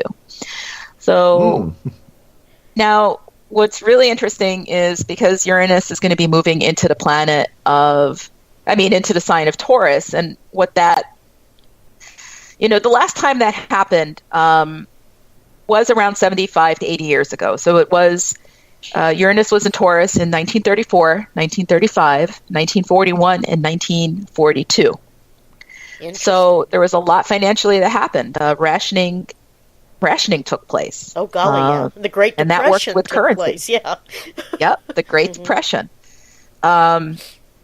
But the thing that was happening at that time, too, between 1934 to 35, was that Jupiter was in Scorpio. And Jupiter will be in Scorpio around that time. Jupiter is going to be moving direct into Sagittarius, but retrograding into Scorpio and going forward again into Sagittarius. But that's when, between 1934 to 35, the Banking Act of the United States came into effect. And in 1935, the Social Security Act came into effect. So we might be looking at something new financially, hopefully that works in a positive way for the people. Now, if you've seen in the news, Bitcoin's, the cryptocurrency, has kind of been knocked off of its path, and it looks like it's been shut down. And there was word about the government actually taking it over and regulating it. And I as I was doing, I was looking at the forecast, I was like, wow, I wonder if that has anything to do with Uranus moving into Taurus. But what also is interesting was 1935, when Uranus was in Taurus. That was also the year that Monopoly, the board game, came out. So, yeah. That's interesting. And that is a very second house. Second house is a Taurian house. It follows the theme of possession, finance, money. And really interesting, Monopoly is going to update this year. So Interesting. that's what I say is that. And finally, the bull on Wall Street in New York City. Mm-hmm. Yes, So been there. they recently installed a fearless little girl in front of it. And with Uranus being the working in favor of women's, of women's lib and independence and the hashtag Me Too, I kind of find it interesting because JP Morgan and Chase, like I said, was talking about millionaires don't use it, billionaires do. So, the fearless little girl in front of the bull type of market, coincidence or conspiracy? Interesting. Yes. When we have our retrograde moment, especially this upcoming August, you're not going to feel it as little islands. I mean, you're going to find it all impacting together as we feel that from Mercury, Mars, Saturn, Uranus, Neptune, and Pluto. So Mercury and Mars are more personal planets. So what I would say is when you're dealing with your partners, when you're dealing with your friends, when you're dealing with coworkers, that's when it's going to affect you more, especially, Mercury has to do with communication. There might be some misunderstandings. Mars is energy, passion, action, initiative. So there might be some misunderstandings. There might be some communication, aggression, feeling type of thing. So that's something to look out for everybody. And the other thing is, especially with the Mars retrograde, people tend to think that they're bad. I always look at them as really good because if you're taking something that's meant to go forward, but you're sort of throttling it, what that does, it's kind of like pulling back your rock on a slingshot. And that you're pulling all that energy back so that when you let go, when it finally goes forward, it could really make up for lost time, but it could go at a much better impact than if you just try to throw it directly rather than have all that energy behind it. So it is a good time to try to redirect all of that outward energy. And that's a time, that's what I'm talking about with strategy. Make your aim, make your target at that point. So I really do think that if you're able to plot it right, you will definitely hit the bullseye. And it comes out of its retrograde period, Mars, at the very end of August, in August 27th. So then we have with Saturn, and that's kind of more like it's not exactly generational, meaning something that would happen over a whole bunch of people over a period of years. This is more, it's not exactly personal, meaning that it's so unique to you. It's kind of more of a social thing. So you might find, this might impact little pockets of people. But since it's happening in the sky, this is going to be happening overall. Saturn is very much a karma planet. So it's a lot of discipline. It's a dispenser of justice, so to speak. So it's going to make you face the facts in a lot of ways. And this I think is a little bit helpful too when it goes retrograde. If you find that something has gone wrong, it's not just a matter of reviewing it. It's a matter of being able to spot where things have gone wrong. And that's a really good time to do it during a Saturn retrograde. But for Travis and Vanjie, what it is a great time if you're doing a campaign to do a lot of these what-if scenarios. So I could even see that you might even be able to test out, I don't know if you test out markets or anything, or if you put out surveys, but I do think it's a good time for you to be able to put. Are we still connected? In August? We were just listening. We are, yeah. Okay. All right. No, I just wanted to make sure. What? And this is especially for Travis and Vanjie, but for greater population, if you have issues, it might be an issue with authority at this time. So it might not be the right time to fight the authority or fight the system, but make your plans for it. What you're going to have to do is almost like if you're going to have to go back to that DMV that you're talking about, you're going to have to formulate a plan. And instead of argue with them like your cousin did, you're going to be, just give them the middle finger maybe, and then just be like, "See ya, bitches." Go over to the next. Oh, that's easy. Yeah, that's no problem for me. Even better. Why don't you just take a picture of your middle finger, make photocopies, and then give it to everybody? Yeah. Pass them out. Yeah. Yes, with your signature on it. There you go. I'm not fighting. I'm just telling you my message, and I'm going. So. Exactly. Ooh, classy. Now, I like it. Yeah. But now, and this is something, we kind of touched on this in the last time that you were on, Cindy, but I know that astrological charts, and of course, like I said, last time that you did mine, the first time anything like that had ever been done for me. But our astrological charts are set at birth, and as you know, you asked for the city, the date, the time, certain very specific things. But over the course of our life, how much does free will and our choices come into play to how those astrological, for lack of better terms, predestinations actually have control over us? Quite a lot. And the example that I like to give with that is, say that you're born of, say, scorpionic influences, where you're going to, and negative influences, where you're going to want to see bloodshed. You just like seeing people bleed. How could you carry that out? You could either turn into Jack the Ripper or you become a surgeon. Okay. So, it really depends on what your path is. When I say what your path is, the choices that you make in order to achieve that, that predestination, so to speak. I mean, there's more than one way to skin a cat. So, well, it's like obviously a surgeon or Jack the Ripper. Today was let's go on a spree. What was that? It goes, well, okay, shopping or killing. I like that one. That was a good one. Yeah. Spree. Just get the energy out. Exactly. That's right. Yep. Mm-hmm. So I do think free will has a lot to do with it, but I also think that, like I said, they do incline, but they don't compel. So, if we look at, let me see, you're right here, so I'm trying to see something that you would be really inclined to do. Oh, we shouldn't talk about that on the show tonight.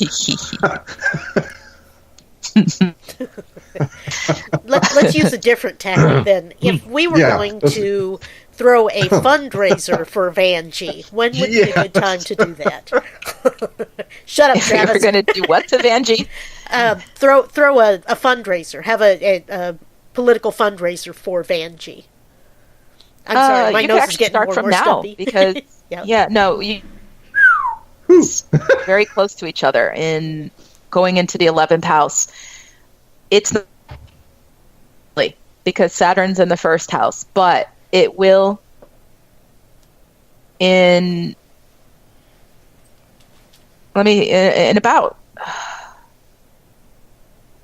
seems like a long time. It will take 7 or 8 months for it to really gain traction. Okay. So, but I do see it coming in. Even you will get a lot of anonymous donors. I'm okay with anonymous donors. Donators, I said.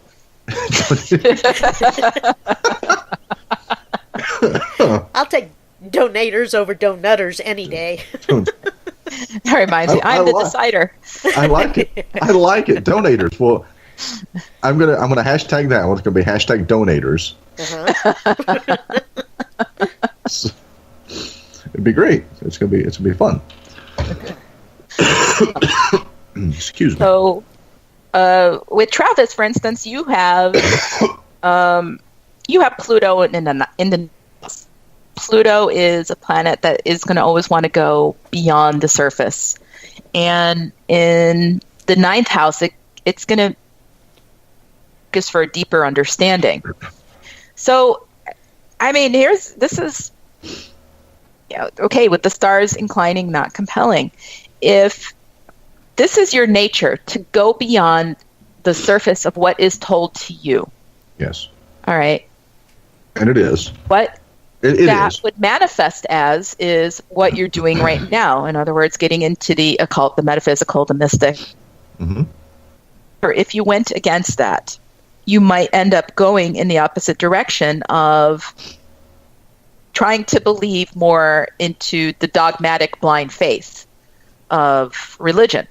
Mm-hmm. But, what that would do is it would not stop you from always wondering. That would be more of a reaction, you going more blindly into it. It wouldn't stop you from always wondering what is the truth. Right. So, in other words, it would always lead you to kind of question, or how come this turned out the way it was, and end up kind of being frustrated. Yet, with you following what your nature is, it is probably going to put you more at rest than not.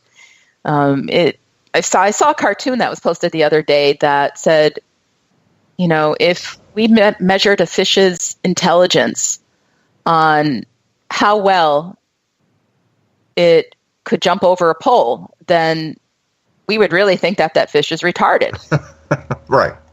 So it really is, if we're looking at your natal chart and we're looking at your tendencies and your inclinations, and someone gives you a reading and says, well, don't you know this is what your nature is? I mean, it would make, I don't know. I had a Scorpio the other day that, she kind of felt bad. I mean, she used to flog herself that she takes revenge on people. And she felt really ashamed. And I was like, you're a Scorpio. Don't you realize that a Scorpio taking revenge is almost as natural as a cow eating grass?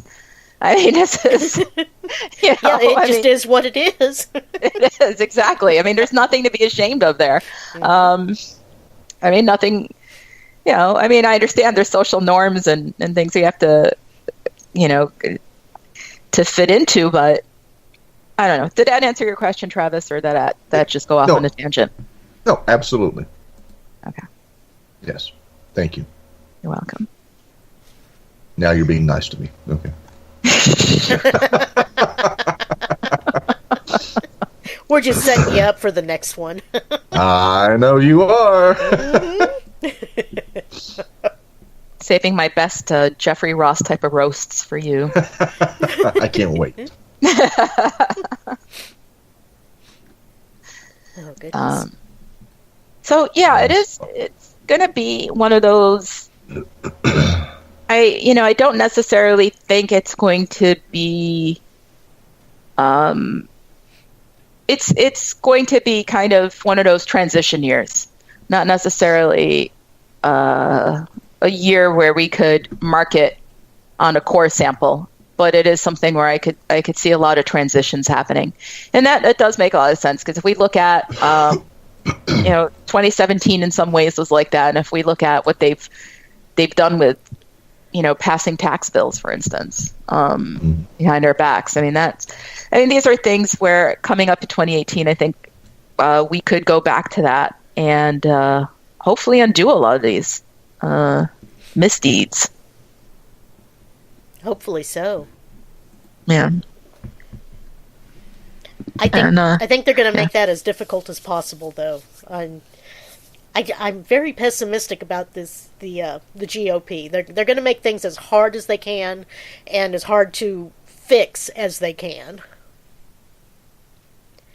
Yeah, it's like when you buy something from the store and it's easy for them to take your money, but you try to return it and you have to jump through hoops. Right. So exactly. Yeah.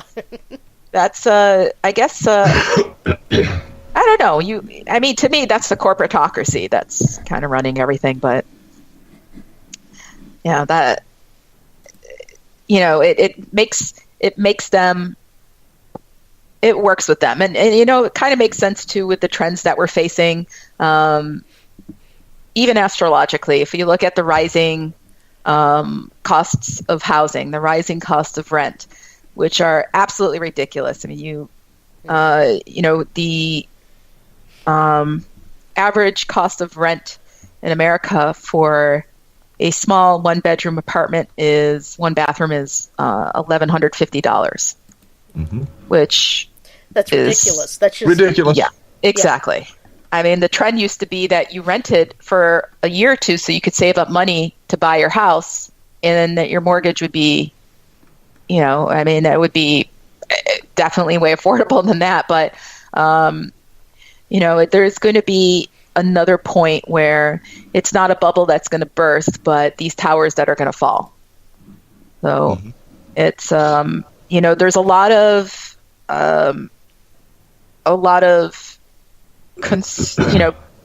people that are conservative. They want to keep things the way they are. And it's so rare that you could keep structures going on forever. I mean, you only got a few structures like that around the world. The pyramids, right. Yeah, no, really. I mean, most of these things it is a symbolism with the archetypes of a tower being struck. So it's, and if we look at it, with the technological advances that are happening and everybody being tracked and everybody being monitored, the new trend that's coming out of making data out of data. I think a lot of, if a lot of people are able to put their heads together and have some cojones to do something about it, definitely it could turn around. One thing that we might see coming up too is a change with natural energy, we hope. So instead of using fossil fuels, which is plutonian, we might use more solar, earth-based type of, I'm solar, thinking more wind, the whole bit. Wind, for Uranus, or even plant phoresis energy now. So they're finding, like, as plants grow, they give out energy. And you could actually bottle that energy and turn it into electricity, which is, kind of makes you wonder where people, if these things ever existed back in ancient times. Because do you ever hear it when kids have such abundant energy, they're like, wow, if I could only bottle that energy. Yes. So I kind of wonder. Please forgive it on this end. Dakota's getting a drink. If you were hearing that rather slurping sound up there. Okay, you don't have to cover for me, Wendy. I was drinking, but you don't have to cover for me.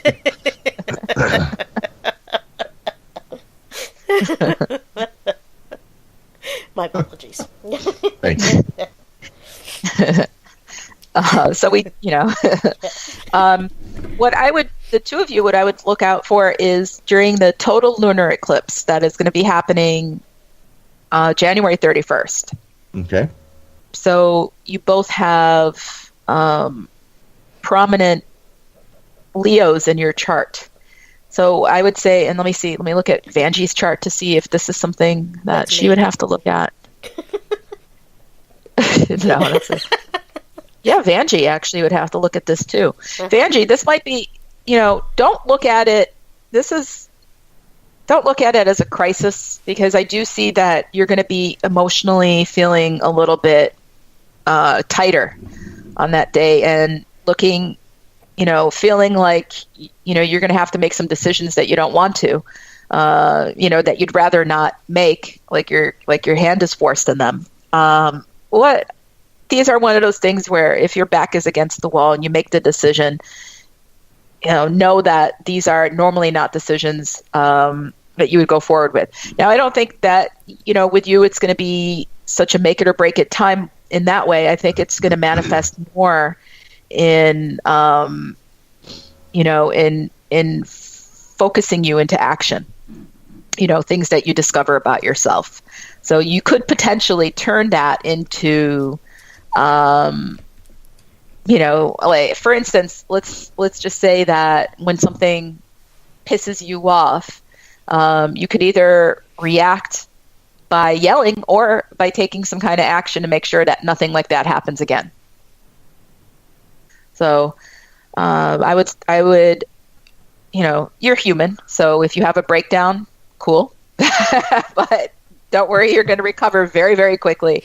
But just let the emotion out, right? Exactly. Because I do see, or even, because it's a lunar eclipse, it might be more inward and it might feel like an existential type of crisis. Just ride with it, feel it, but it will pass. You will recover from it quickly. You might even be able to look at it and laugh at it. Just an aside question. A lot of people who work with stones and things, the energies in stones and whatnot, they like to charge them up during the full moons. What happens during a lunar eclipse? Any thoughts or ideas?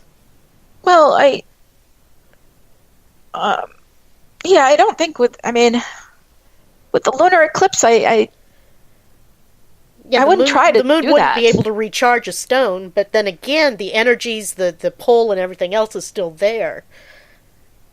I'm sorry. These are questions that my mind comes up with, usually as I'm trying to go to sleep at night.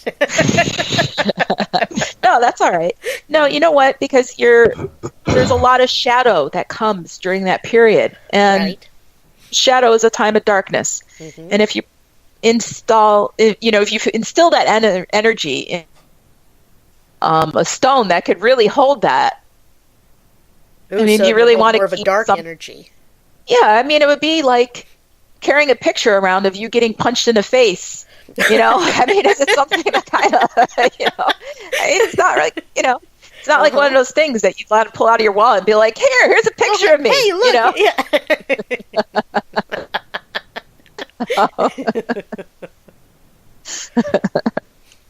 Yeah, so, I think it would be a great, some, malevolent or, some kind of, the opposite of positive energy, yeah.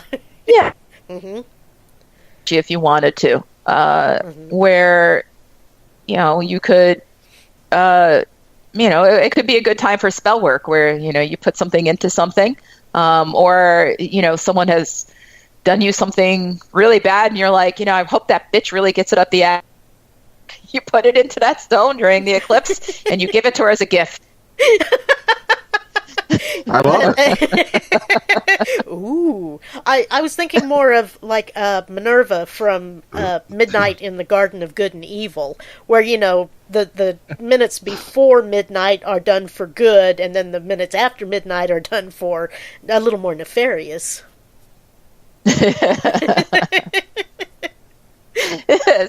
It is. Sometimes it's just, for some people, it's a lot easier to do the wicked than to do the positive. Very true. Now, Vanjie's asking how you charge stones. Don't you just you put them out like under the moon, and the moonlight, the full moonlight, helps recharge them with good positive energy, I think. And you can probably do some chanting over them and some saging and that type of thing, and that should work. What do you think, Cindy? Do you do a lot of stone work or no, or is it more planet and tarot? No, I do, because I'm a Taurus, so as an earth sign, I do like to work with things that are tangible too. Okay. And the charging is another good time to do charging is during a new moon. So you can't see the moon in the sky, but it's a new phase and it's a new, you're putting new energies and new intentions in there. And that's like a really great time to clear out things. Like if you had a tarot deck, for instance, and you wanted to charge them and clear them, you do it during a new moon. Or, if you wanted to clear out your house, you could do it during a new moon. Okay. Mm-hmm. So those are really good times for charging as well. Fantastic. Yeah. I wouldn't try doing it during an eclipse, though. mean, you could. I'm with you. I'm thinking that might be the opposite of good. Once again. Yeah. The black hole of the opposites, yeah. Yeah, and during a solar eclipse, too, it might be difficult. Are somebody who's really good at focusing your perspective or concentration down to a very narrow spectrum, if need be, and you know that you could hit that bullseye, this is a really good time to do it. I mean, that would be like me telling you a double black diamond mountain, but right. not only have to know how to ski, you'd really have to know how to ski. Mm-hmm. Being nimble enough and knowing how to handle it. So it is one of those things where if you haven't been practicing it up to it, I would just, then maybe avoid it on that time. Yeah, exactly. Good to know. See, we are all over on this show. We talk about everything. Yeah, everything. Mm-hmm. I enjoy that. That's what we do, though. Well, you know what? How could we? It's metaphysical. How could you not cover everything if we're all connected? Right. We're mystic. We're mystics of badassery. We are. And Stream of Consciousness Radio, mystics of badassery. Yes. And the lunatic fringe. Mm-hmm. Vanjie asked about safety and security. Mm-hmm.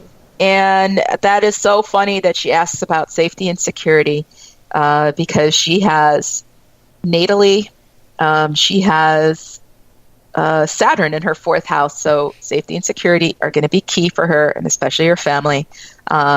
Nothing to worry about that. She's going to find that, with Uranus that's transiting past her Saturn, it looks like there might be some stressful time.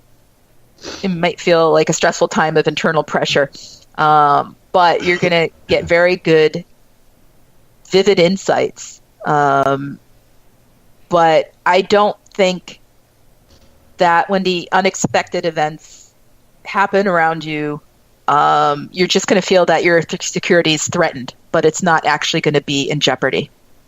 So really, I would say as long as you're keeping your eye open, but being flexible, you're fine, especially with Uranus passing right across your Saturn. Now, does that go for psychological type, or psychic, I guess, type of protection as well? Oh, Is absolutely. there anything we can do to steel ourselves for these trying times? No, well, especially for her, because Saturn is in a very good position for psychic powers for her. That Uranus is only going to open up her 3rd eye even more to where there's like a eureka type of moment. Actually, many eureka type of moments to where, right before it happens, I mean, I don't see that anybody's going to come up with, sulfuric acid and want to throw it on her or anything like that. But I do see that it is going to be, look, it's a time where things have to realign themselves. Right.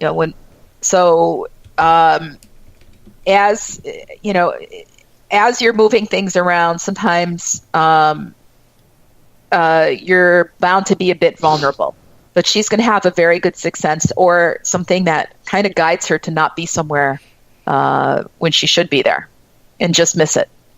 So, and that could be like, just missing some loudmouth that decides to threaten her because he doesn't like the fact that she's female and black and democratic or whatever.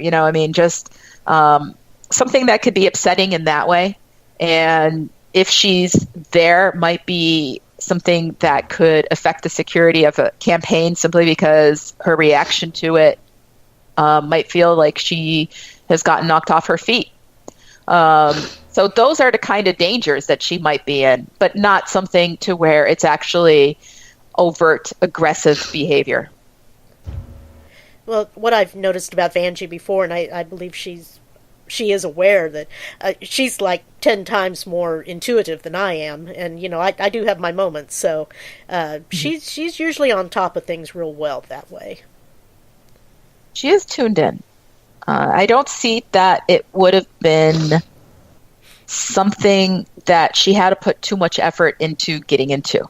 It looks like, this is, her sixth sense is as common as her five senses.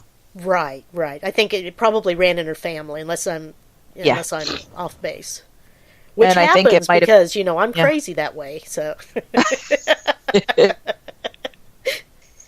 Well, I would say, if you're into metaphysics and you feel like you're crazy, you're more fae than anything. Oh, okay. But I don't have pointy ears. Maybe. Oh, my dogs do. See? And if Angie got it in her family, I do see it definitely from. Well, it looks like she may have gotten it from both sides: her maternal grandmother and her paternal grandfather. So interesting. Her mom's mom and her dad's dad, their side. I think for some reason we've talked about that, and that sounds right. But the confirmation would have to come from Vanjie. Oh. True. Yeah. So it's going to be a decent year. I mean, as I was starting, I have a lot of fire in my own astrological chart. So I usually do not do mundane charts because I look at it, I'm like, oh my God, the world's going to end as I'm writing it up. And I look at it, I'm like, oh, okay, not so bad after all. So my reaction. And that does take a lot of energy, but at least we got to look at it and we get to understand that there's one thing I do see that is kind of bothering me is pharmaceutically I don't see any positive changes working for us, but that's only for 2018. That could change in 2019. So insulin will continue being ungodly expensive and like 20 times more expensive than it used to be, and yeah. I was at the pharmacy trying to pick up some cold medication, and they had a little sign up saying, due to the hurricane in Puerto Rico, the manufacturer of the synthetic thyroxine is not available, but it's going to cost more money for a 30-day supply or a 90-day supply until further notice. And I remember just scratching my head and thinking to myself, like, is there not Mexico? Is there not Bangladesh? Is there not Canada? Is there not, the United States that produces this stuff for just, even cheaper? So that's my rant. But that's one of the things I look at when I look at some of the mundane charts sometimes is, what kind of medical or pharmaceutical breakthroughs might we have? And I don't see anything. The only thing is really maybe some people might be doing some more body hacking for medical devices, but not anything where it's really going to change the quality of life. It's going to be more monitoring instead of overriding. Interesting. Yeah. Very. Mm-hmm. You hear about there's about 50 employees in Wisconsin that volunteered with their employer to get chips implanted in their wrists so they could get their direct deposit. Oh yeah, that's a massive pet peeve of Bill Bean's. Oh yeah. We talk about that quite often. Yeah, I heard about that, and I was reading it. I was like, wait a minute. Wow, it takes a special group of people to do that. Yes, we'll call them special and let it go, right? Yeah. They might have been descendants of the people that were waiting to get on the comet. Exactly. Yeah.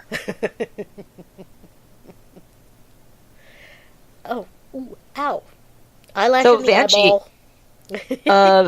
Vanjie, do we have any other things that we're trying to hit on or look at? She asks there, will she make friends across political affiliations? Political friends, she will. Okay. I was trying to sound like the old wise witch of the forest.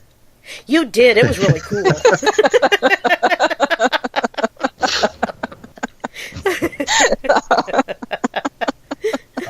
I was both disturbed and somewhat turned on. So yeah. I should have came up with that horsier type of drawn out voice. Political friends, you will. Ha ha ha. Oh, Wicked Witch of the West, or whichever way you came from. Watch out for falling houses. Now, you don't have to answer this, but I know you've done a lot of moving around the last year. Do you have any more cool plans to, be like in the Lesser Antilles or anything again anytime soon? We're hoping not to have to go back there. In other words, we don't know. Okay. Yeah. But I do have transiting Uranus that is opposing my natal Uranus. So this is my natal half return. And Travis, you're going through something similar, I think, in 2019. Oh, wonderful. Thank you. Good to know. So let me see, with Travis, you might be moving houses around that time too. But for it's on the opposite side of the chart. So your natal Uranus is in the 10th house. Mine is in the 4th house. And transiting Uranus will be going through your 4th house, which is the 4th house is the abode where you live. Okay. Mine goes through the career sector. So I'm expecting a lot of changes with moving, and I don't know what's going to happen with career, if you want to call it that. And so I just think it's all up in the air. With Uranus packing such a superpower punch like that, this is supposed to go on with me, I think, until the end of 2020. Where I'm supposed to be tumbling down the hill somehow. and hopefully hopefully landing without any broken bones or teeth or anything. Well, hopefully. Thank you, Vanjie. She said, "Can we hire her?" I actually did. I did put that out there to Travis, where if the campaign, it does look like you will win the election, and you need your own resident astrologer. I did tell him I was actually willing to relocate, so you never know how much closer I could be than you think. Wink, wink. Well, that was just cryptic as hell.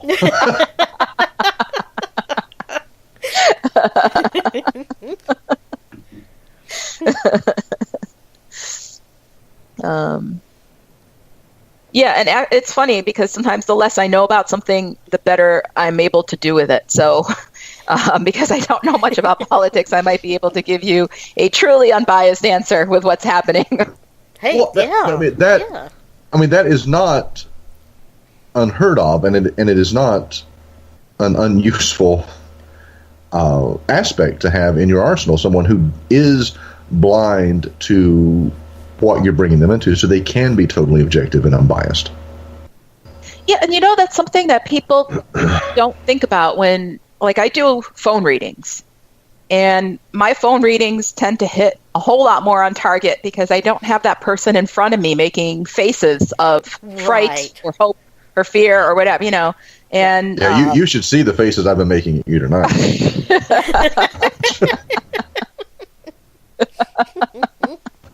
I'll make sure to have a wall between us then. Be like a confessional. Exactly.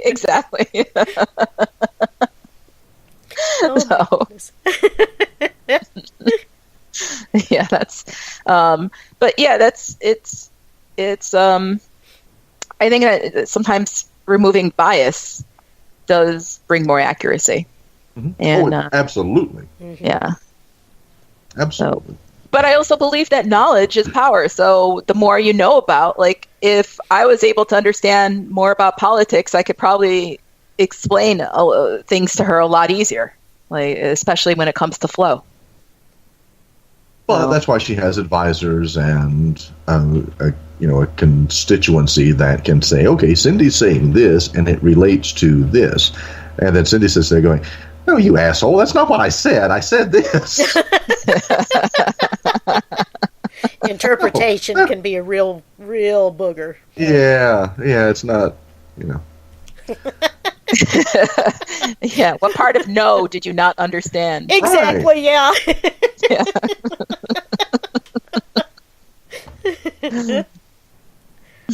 Oh. Yeah, it's like I remember you love movies, so you know that quote from Dumb and Dumber, yes, where I don't even remember the name of the characters, but he's like, "What are my chances? Like 1 in 100, 1 in 1,000?" She's like, "More like 1 in a million." He's like, "So there's a chance." Yep. So you're saying there's a chance? Oh, a glass half full person. Oh, please. Like every man has not had that experience in his life. So you're saying there's a chance. or I could go further, like, not a snowball's chance in hell. And they're like, but if snowballs could survive through hell, then I'd have a chance, right? There's a chance. You're telling me I'm a snowball. I got it. I see. Okay. Mm-hmm. Yep. Gosh, Travis. I know, right? I know, right? I rolled my eyes so hard I almost fell out of the chair. I didn't say anything. I just pointed it out.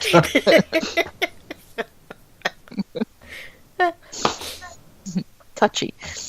Hey, I'm in a good mood. This is me in a good mood. And you wonder why I keep him on that really short leash and shock collar. Okay.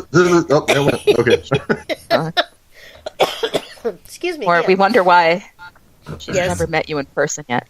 Right, exactly. True. Right. I like to keep several hundred miles between us.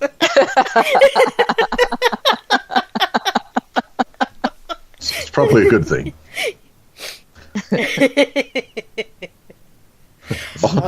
It's ironic. All of my best friends live in other states.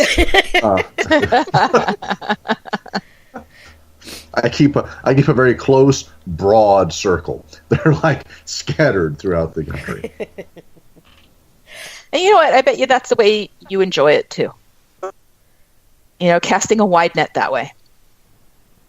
This is true. This is very true. I am known for my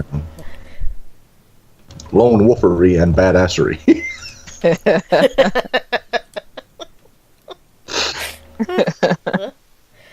I see Vanjie saying that she's never seen Travis in a bad mood. Aw. Well, she's only seen me once, and I wasn't in a great mood the day she saw me. But I wasn't in a bad mood. Well. Now, Cindy, you did my chart a while back as well. Is that anywhere close by? I guess I'm curious, what may be happening here, there, and yonder. Okay. If you don't mind. No, I don't mind. Let me see. I didn't know if you had it close by or if it was on the computer or what. Yeah, I have it up. You publicly will be coming out more and more. So I'm not. I don't know. Like leaving the basement more and more. No, but you have Jupiter that's transiting at the top of your chart. That's the career point of your chart. Oh. So that tends to expand things, and it's going to be hitting Neptune pretty soon. So I think with you, that you're going to be somehow expanding what you're doing with the metaphysical or the psychic world, and being able to make money from it. Excellent. So I don't know how, if you're making good money from it now or what you're doing, but it does look very positive. When Jupiter gets to the top of the house, there's usually positivity and good fortune with money. Well, I was thinking of pulling the tarot deck out again and maybe doing readings occasionally. Oh, that'd be cool. Mm-hmm. That would be really good, especially with Jupiter with Neptune there. Cool. I would say definitely do it. And let me see, we got that new moon, I think, is coming up in, I think, mid-January in Capricorn. Hold on, let me check it out for you. Okay. We have a new moon. January 16th. So it would be in its full glory at 8:17 p.m. Kansas City time. Okay. So it's going to be in Capricorn, which means that it's good for business, which, you could structure how you want to carry out your tarot readings. Okay. I think if you announce it on the air, you'll definitely be getting, you'll get a trickle of feedback, and all of a sudden the dam would kind of break in some ways. So, yeah, we still have 10 days or 13 days until then. I think I just did the 13. Announcement for you. So, oh, thank you. That was so kind. But we were talking about charging things and stuff too. So that would be a really good time to also just charge it with the new energy, your decks. Mm-hmm. And you could still, really roll forward with it. I would especially go ahead, because I do see around January 20th, Mars, the planet of going forward, to be entering Sagittarius. So that is very complementary to each other and very expansive. I do think that your niche might be in being able to pack an interesting way to deliver a message, an honest message, as a 1-2 type of punch, but in a way that people don't feel offended or like they got kicked in the teeth. Okay, I understand. Subtle yet honest. Yeah. Not even so subtle, but pretty much, almost blunt, but not New York blunt. Right, exactly, yeah. Just Wendy Blunt. Mm-hmm.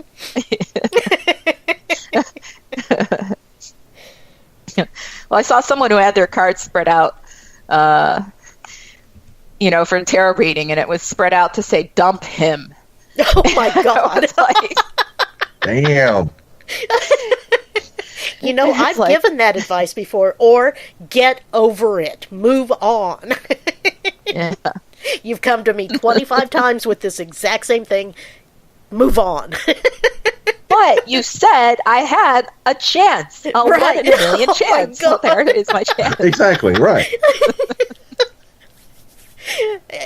You knew I was talking about Travis, didn't you?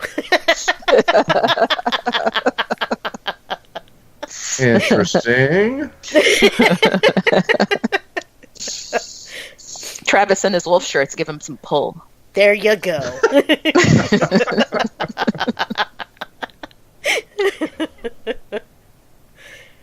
That's cool. That's very interesting and very timely, and yeah, I'm gonna go for it somehow. I may need some help and advice. Well, I'll be happy to help you. Thank you. If you ever. Yeah. Notice you didn't ask for my help or advice. Well, you don't do tarot cards for a living. No, I drink and I know things. Well, she could go to you if she wants branding, or. No, we are going to launch merchandise this year. I have made up my mind. I don't mean to be arrogant, but I think I might be almost as good a brander as Travis is. I'm a namer. Maybe I'm more of a namer than a brander. No, you are a good brander, you're a good namer, and you're a good programmer. And you come up with the best fucking songs. If I could hire you to just program my radio station, I would. I was looking at your lineup, and I'm looking at the names, and I'm like, wow, how does she get people like this on the, I mean, you're getting Bill Bean, you got Tia Bell, Nick Redfern. I mean, all these heavy hitter names. And I remember, I'm like, I mean, when you ask, every time you ask me, I'm like, what's going on here? You know, like, we like you. You're special. You're special. You're special to we us. Like you. Mm-hmm. We all like ride the short bus down here. No, but you know, it's really nice to see that you are making such traction to get such.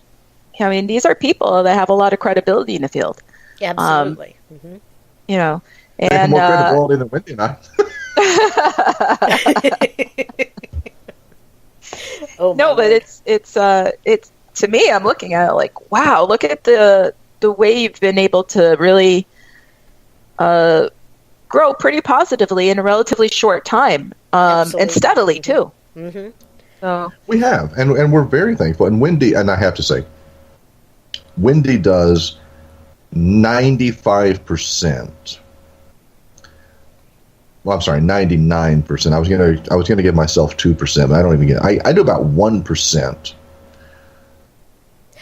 You can give it the 5% because you cover most of the monthly fee for the broadcast site. Please. Okay, I'll give myself 5%. Wendy does 95% of Mystic Moon. She does the banners. She does most of the bookings. There are Nick Redfern, Bill Bean, and the occasional authors who come from New Page Publishing. Those come through me, like Paul Davids last week. But the majority of the guests, the majority of the music, the questions, the flow of the program, that's all Wendy. Wendy does it all. Then, Wendy, if you're going to continue this as a platform, this is excellent with Jupiter transiting on your career point. Okay. There you go. See? We got to do it. Merchandise. Yeah. Badassery. Yeah. Mystic You Moon could Mafia. make money from this. Really decent money from it. Mm-hmm. Interesting. Yeah. I'm looking to see what else, too. You've got Mercury in the 11th house, which is excellent for communication to mass audiences. And Saturn, which is in the 11th house, will be moving into your 12th house. So Saturn, which is a little bit, I mean, there's some restriction there, but I think when it moves into your 12th house, you're going to be a bit more letting your hair down and just speaking your mind more, as a matter of fact. Oh God! Please, no, no. Well, she doesn't have a.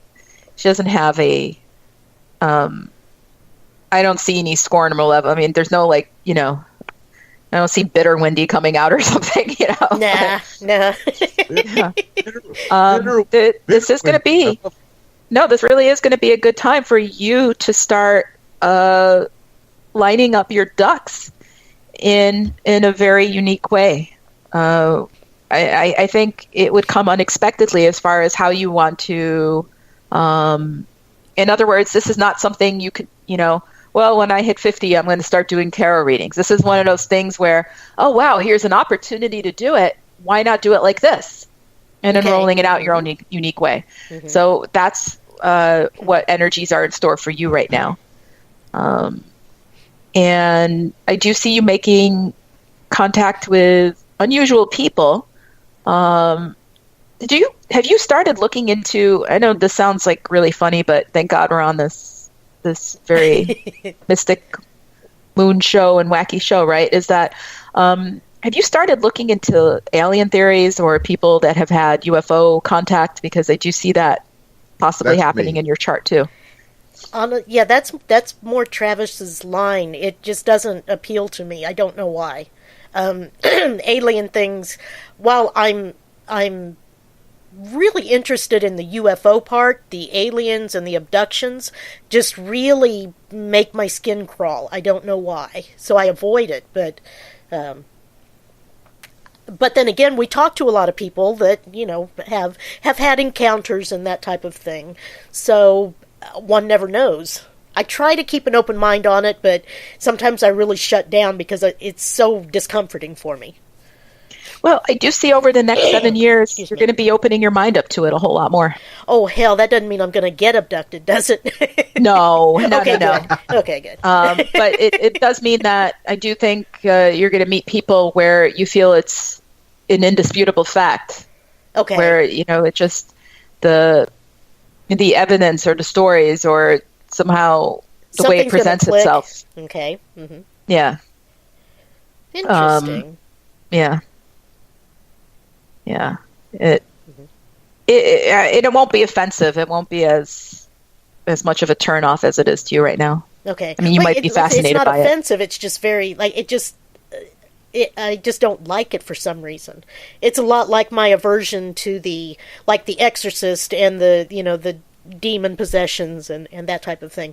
Where I love a good ghost story, I don't want to go see The Exorcist at all. I never have, don't want to, won't do it.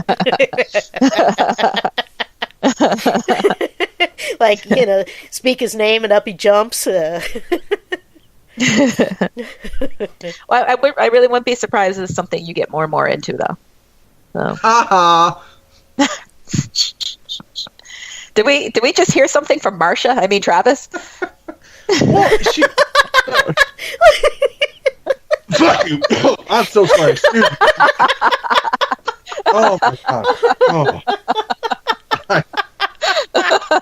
Oh my goodness.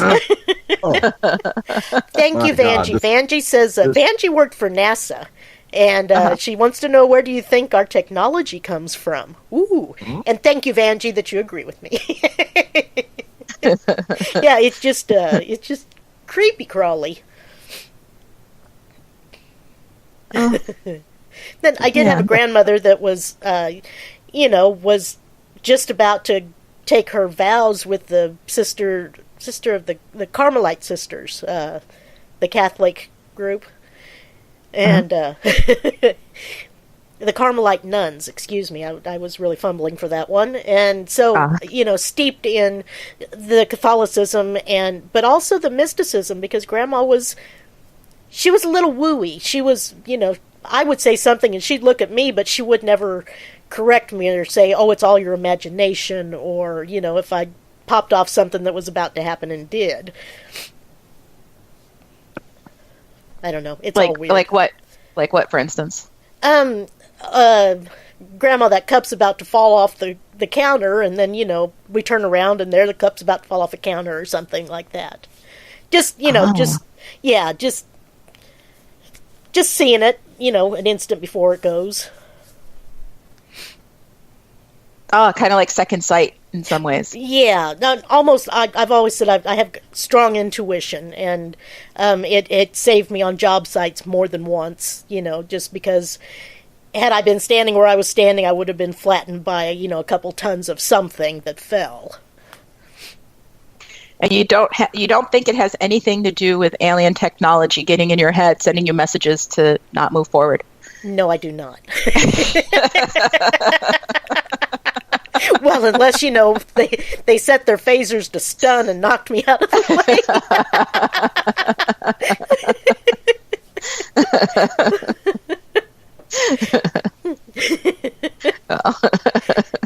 way. Yes.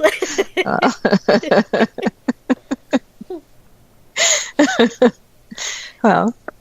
Oh, did Travis go pout? Travis isn't saying a word now. Did he go pout? Oh, no, I'm sitting here drinking my wine, listening to you two. Mm-hmm. I think it's hilarious. No, I'm not. Yeah, no, I'm good. Oh, that's fantastic, Vanjie. Did you read that, Cindy, or the Mystic Vanjie part? Yeah, she's a lot the same way as me, and 4 of her girls are gifted as such. With that, that intuition and just that that tiny bit of foresight, maybe. Yeah, the second sight. in a lot of ways. I think Vanjie had a little psychometry as well, but where she could pick up she did a lot with ancestries, lineage and that type of thing. Could tell a story from somebody's inherited watch or something. Oh yeah, that's I forgot what it's called, but it's Claire,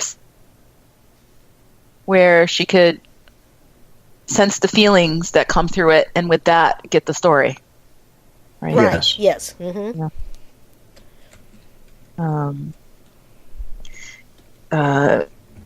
She says as soon as they turn 12. Okay, so this is a trend in her family. It looks like it hit her when she was 12, and it sounds like as soon as they go through their puberty is when it starts to really turn on more. Sure, that makes sense. Paragenealogist. Thank you, Vanjie. Yeah. Okay. Oh wow, that is. I like that word. That's the combination of paranormal and genealogy. I did that. Thank you. That was my branding for Vanjie. She was a paragenealogist. I like that. Thank you. That is really cool. No, that's something that, wow, you could totally sell that. She did. And we were until she became a congressional candidate, and then that shit goes bye-bye. Yeah. Well, or just behind the curtains instead. Exactly. Right, yes, yeah. Yeah. It's interesting because a lot of people that do work in politics do have their own professional psychics or astrologers that work with them. Ronald Reagan, his wife Nancy Reagan. Yes. Was it Gene Dixon? Yes. Yes. Mm-hmm. Yeah. I have no idea why that just... Again, useless information floating around in my head. No clue. She was originally from Kansas City, by the way, Wendy. Wow, cool. Yeah. We were just... Who was it? It was... Jean Harlow? Yeah, Jean Harlow was from Kansas City as well. Again, I don't know. I just... Right, we have no idea how we get these things going, but there they are.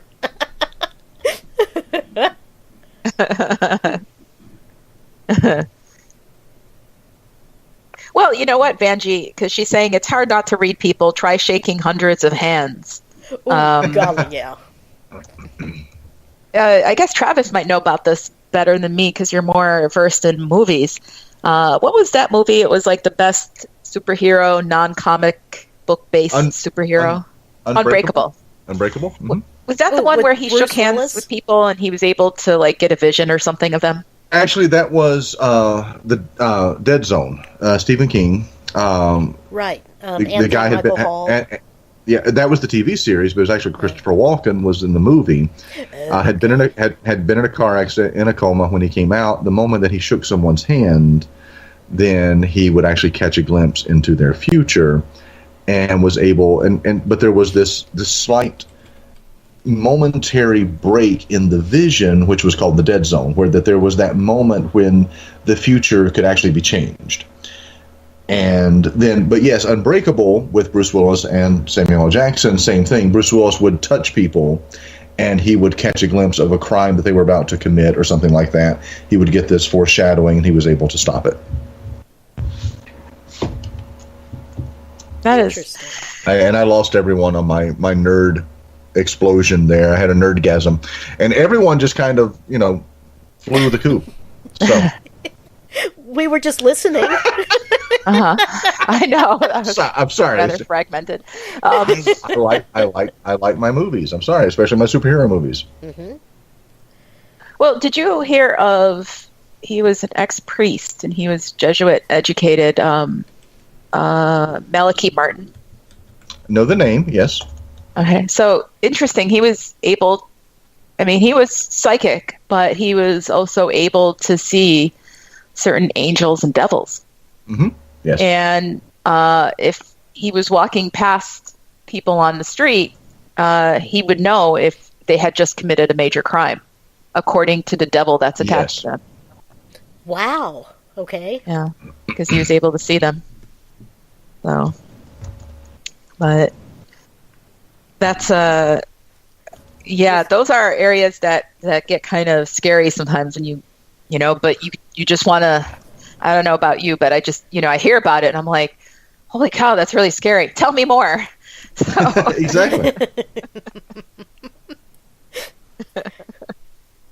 Vanjie, I think Quantum Leap is really cool too. That would be so much. It would be so interesting and fun at times, but scary at others. But oh wow, dude. What was the premise behind Quantum Leap? I forgot that movie. That's where the guy steps into the chamber and he keeps getting sent back in time, and into other people's bodies to right a wrong or fix whatever mistake was made.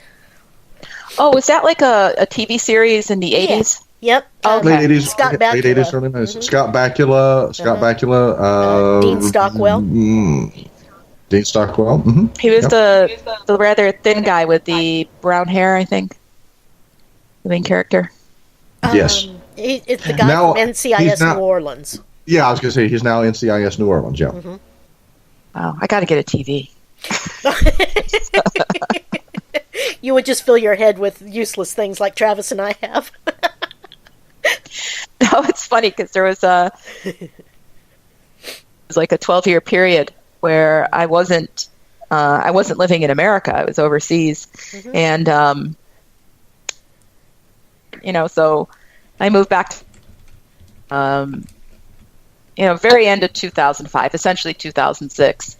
And I moved to New York City in 2007. I meet my husband about a year or two later. And whenever he talks to me about movies, I always kind of draw a blank, like, what? And he's like, the movie, blah, blah, blah. And there's the really popular ones I've seen because I was, they do make it overseas, but there's a lot of pop culture where, there's like a Methuselah period where I was just like asleep or something where I'm like, yeah, okay, you could explain that. But yeah, it is interesting when I hear someone like Travis who has all this information because it actually does lead to our culture. And I do think a lot of these things have insights as to what really does happen in higher places or, sometimes, as Vanjie's saying, like with NASA or something. Mm-hmm. Yeah, where does all that technology come from? And like, once again, Bill Bean would, have a tirade against the CERN super collider, which is just, in my estimation, it's just more technology. I don't know where it came from. The nerds over in Switzerland, as far as I know. Yes.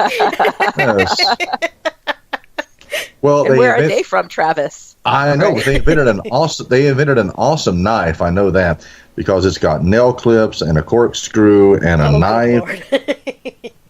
See, that's what you got to carry in your pocket while you're wearing your wolf shirt. Ooh, yeah. True. This is true. Exactly. And then, you could just walk up to the bar and you don't even have to say anything to a woman. You just let her see the shirt. And as you go, you order your drink. And as you pull your wallet out, you put that Swiss knife on the counter. That's it. You're set. Done deal. There it is. And to really top it off, just for dramatics, just because you can. You just take that shot of bourbon down really straight and then howl like a wolf and walk away. Yeah, because if she's reaching into her purse, it might be for a larger Swiss Army knife or the mace. Oh, my God.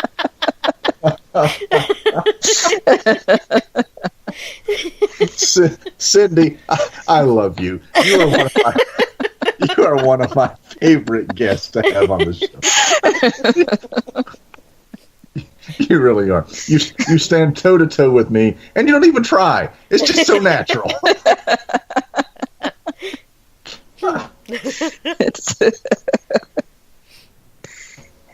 I'll give you the insight from the female point of view, so you can figure out.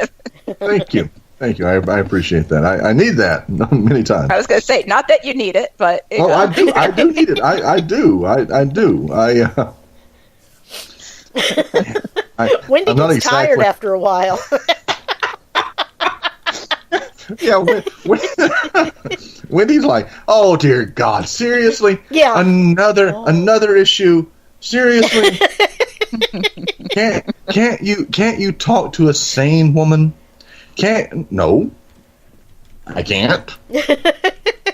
Obviously, apparently, I'm incapable. I'm constitutionally incapable of talking to a sane woman, apparently. So, yes. Vanjie says that her husband's going to think she's crazy because she's sitting there giggling. Oh my God! It's just.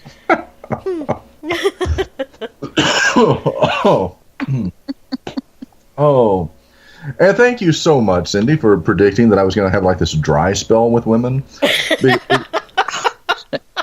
Because that actually, you said it was going to be like, 2019. No, hell no. No, it had to be like now. No, I think 2019 is around the time, actually I have your chart here, is around the time of your Uranus half return. So that'd be about right. Right. So that's when I was talking about you attracting younger women. But sometimes knowing it ahead of time brings that a little bit earlier. Like it manifests it a bit earlier. Like it's self-fulfilling prophecy. Kind of. Mm-hmm. Yeah. So don't wear blonde wolves. Wear like gray wolves so you can get the older woman if you want that. No, the younger women love the gray. That's what's happening. I've never in my life have younger women been attracted to me. It's always been older. I mean, going back to my mother's friends, that were attracted to me. Mm-hmm. But now all of a sudden, that's like talk about ruining a friendship. Jeez, if I had my friend was attracted to my son, I'd be like, get the hell out of my house. Exactly right.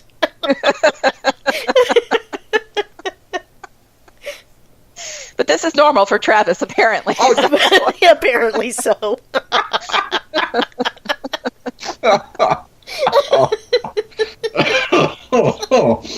Oh my God. Okay, no, I'm just going to shut up. Vanjie says you have a type. I didn't realize psychotic was a type. I thought it was just... Well, of course it is. I thought it was... I don't know. I thought it was a label. So you're always attracting older women until just recently. Until recently, yeah, mostly older women until recently, and then all of a sudden it's like the younger women are coming out of the woodworks. Okay, so how does that feel? Does that make you feel older, or does that make you feel macho? Studly. I'm studly do right. Studly. I don't know how it makes me feel. I'm still kind of dealing with it, honestly. I mean, I really am. I'm like, okay, this is very unusual. This is very, very weird, very odd. Because it literally, I mean, my ex-wife was 8 years older than I am. My last girlfriend was 8 years older than I am. Only on one occasion have I had, two occasions have I had a relationship with somebody that was my age or younger. And right after my divorce, the person that I was involved with was 7 years younger than I was. At the time that made her 25, I was 32. Everyone since then has basically been older, 48, 50, no one older than 50. But now it's like, honestly, I've had 19-year-olds hit on me, 25-year-old, 29. It seems to be like the 25 to 29-year-old bracket right now are the ones that are like hitting and flirting them. Now, Travis, do you want to tell her about that encounter? Or? No, I do not, Wendy. Thank you so much for.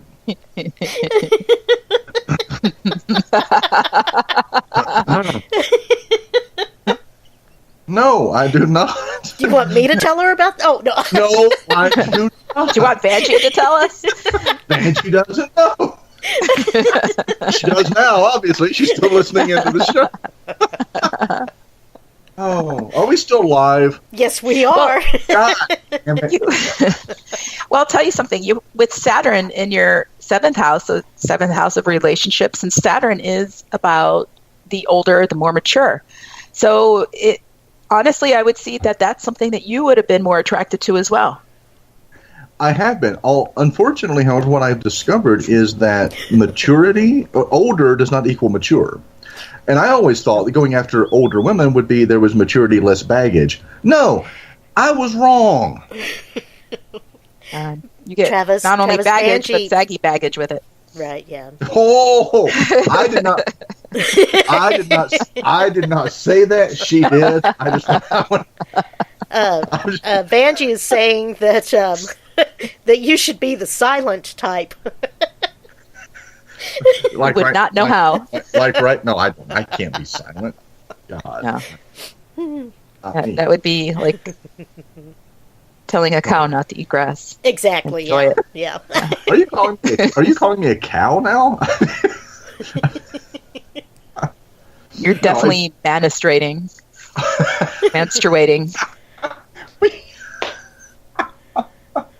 Oh, I love these shows. I really do. We're just warming you up for the roast. It's so cathartic. It's cathartic for me. It really is. Mm-hmm. I mean, I get this shit out of my system, so I don't go postal. Because Kentucky's a open conceal state, and I can carry a gun. Oh, my God, good times. Good times. Oh my God! Which is a good reason to be nice to each other, right? Exactly, when it's an open carry, everybody's going to smile and be friendly, because if you don't, I know you looked at me the wrong way. Draw, Pilgrim.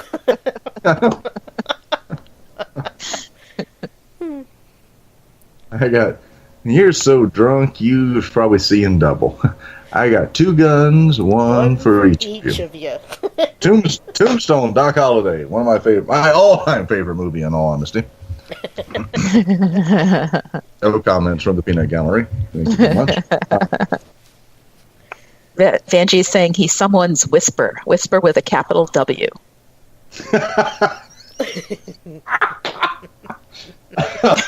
So she's saying, ask him about whisper, so I'm asking you. No, we're...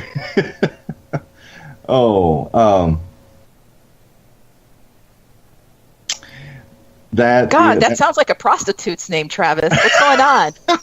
Might be a stripper name. I know, right? I'm Whisper.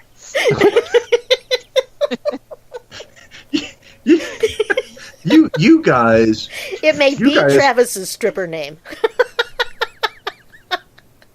I heard you just jumped dreams.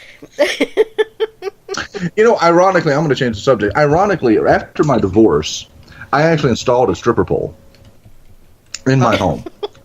I did. Okay. I know. Funny story, right? I did, because actually the person that I was seeing had been a dancer, and she enjoyed dancing for me, so I installed the pole. It was so funny because the house that I lived in at the time, after my wife and I separated, she moved out, I kept the house. My office was downstairs in the basement, totally finished. I had a beautiful office down there.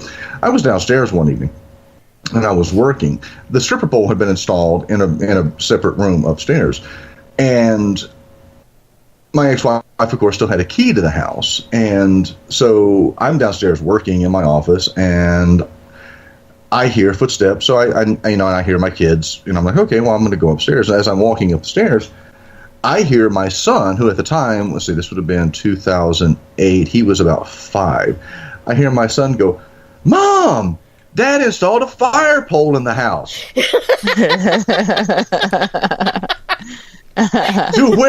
To which his mother yelled, "Do not touch the fire pole."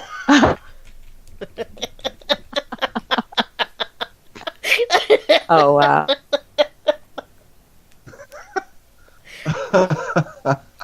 So, there's my story.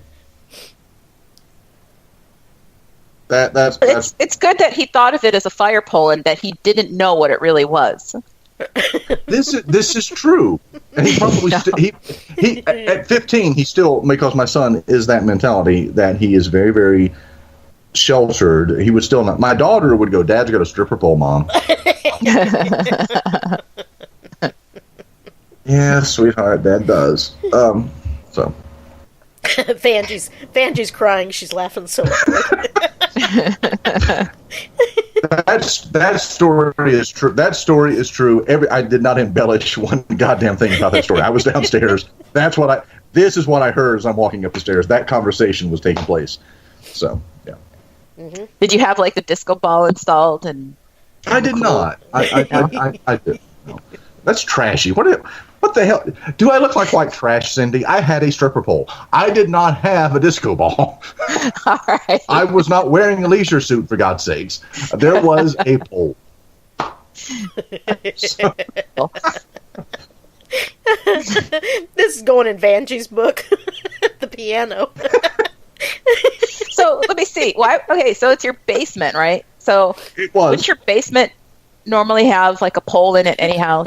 Like a column to try to... It actually did, and it didn't. It actually didn't work. The circumference was actually... Because I did try. That's when you hear a woman saying it's too big, right? I know, right. Exactly. The circumference is too big. What the hell? What? Well, we are entertaining our audience at the very least, right?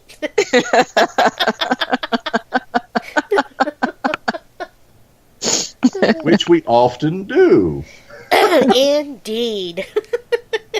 That's the whole point, isn't it?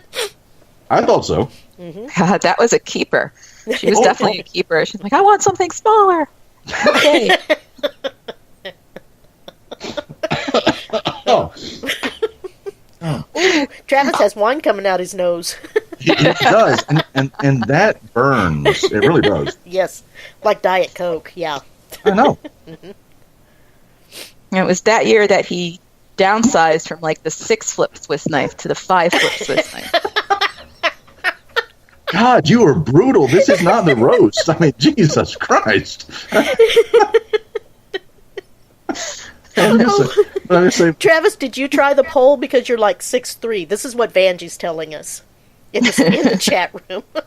I did. I did for structural integrity only.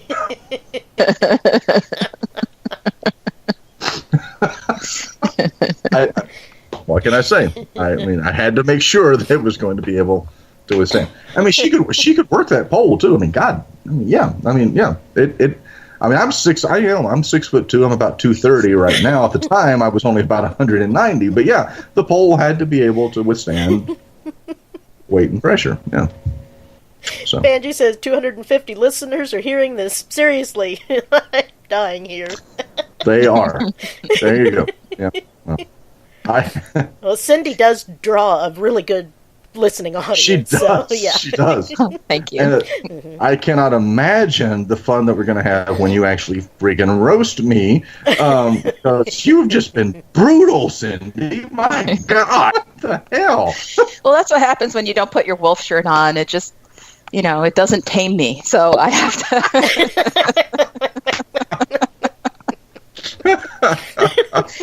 I think you have like a bear shirt on or an eagle shirt on today. Oh my God. It was so funny. Back in 2008, I went to a friend of mine lived in Denver, Colorado, and I went out to visit him for a while. And this was about 6 months after my divorce, and I wasn't involved with anyone. And it was so funny because I was emceeing the Colorado State Fair, and his daughter was performing. She was a singer, and she was performing. And so I had gone out, not knowing that I was going to be doing the Colorado State Fair. So I had taken just like vacation clothes and one suit for business meetings. And he's like, come here. He said, I'm going to take you into my closet. And he said, I've got a shirt. He said, I always called this Get Laid Out West shirt. Oh, God. He said, I want you to wear it. And so we went through his entire closet. And he's like, where did my shirt go? And it was supposed to be this like Western wolf motif. I mean, he described it in detail. It was so funny that you were talking about that. But it was so funny because he was married at this point, and he yelled down. He said, honey, he said, where's that shirt that I always hung in the closet? I always told you was my Get Laid Out West shirt. She said, yeah. She goes, I threw that out the day we got married.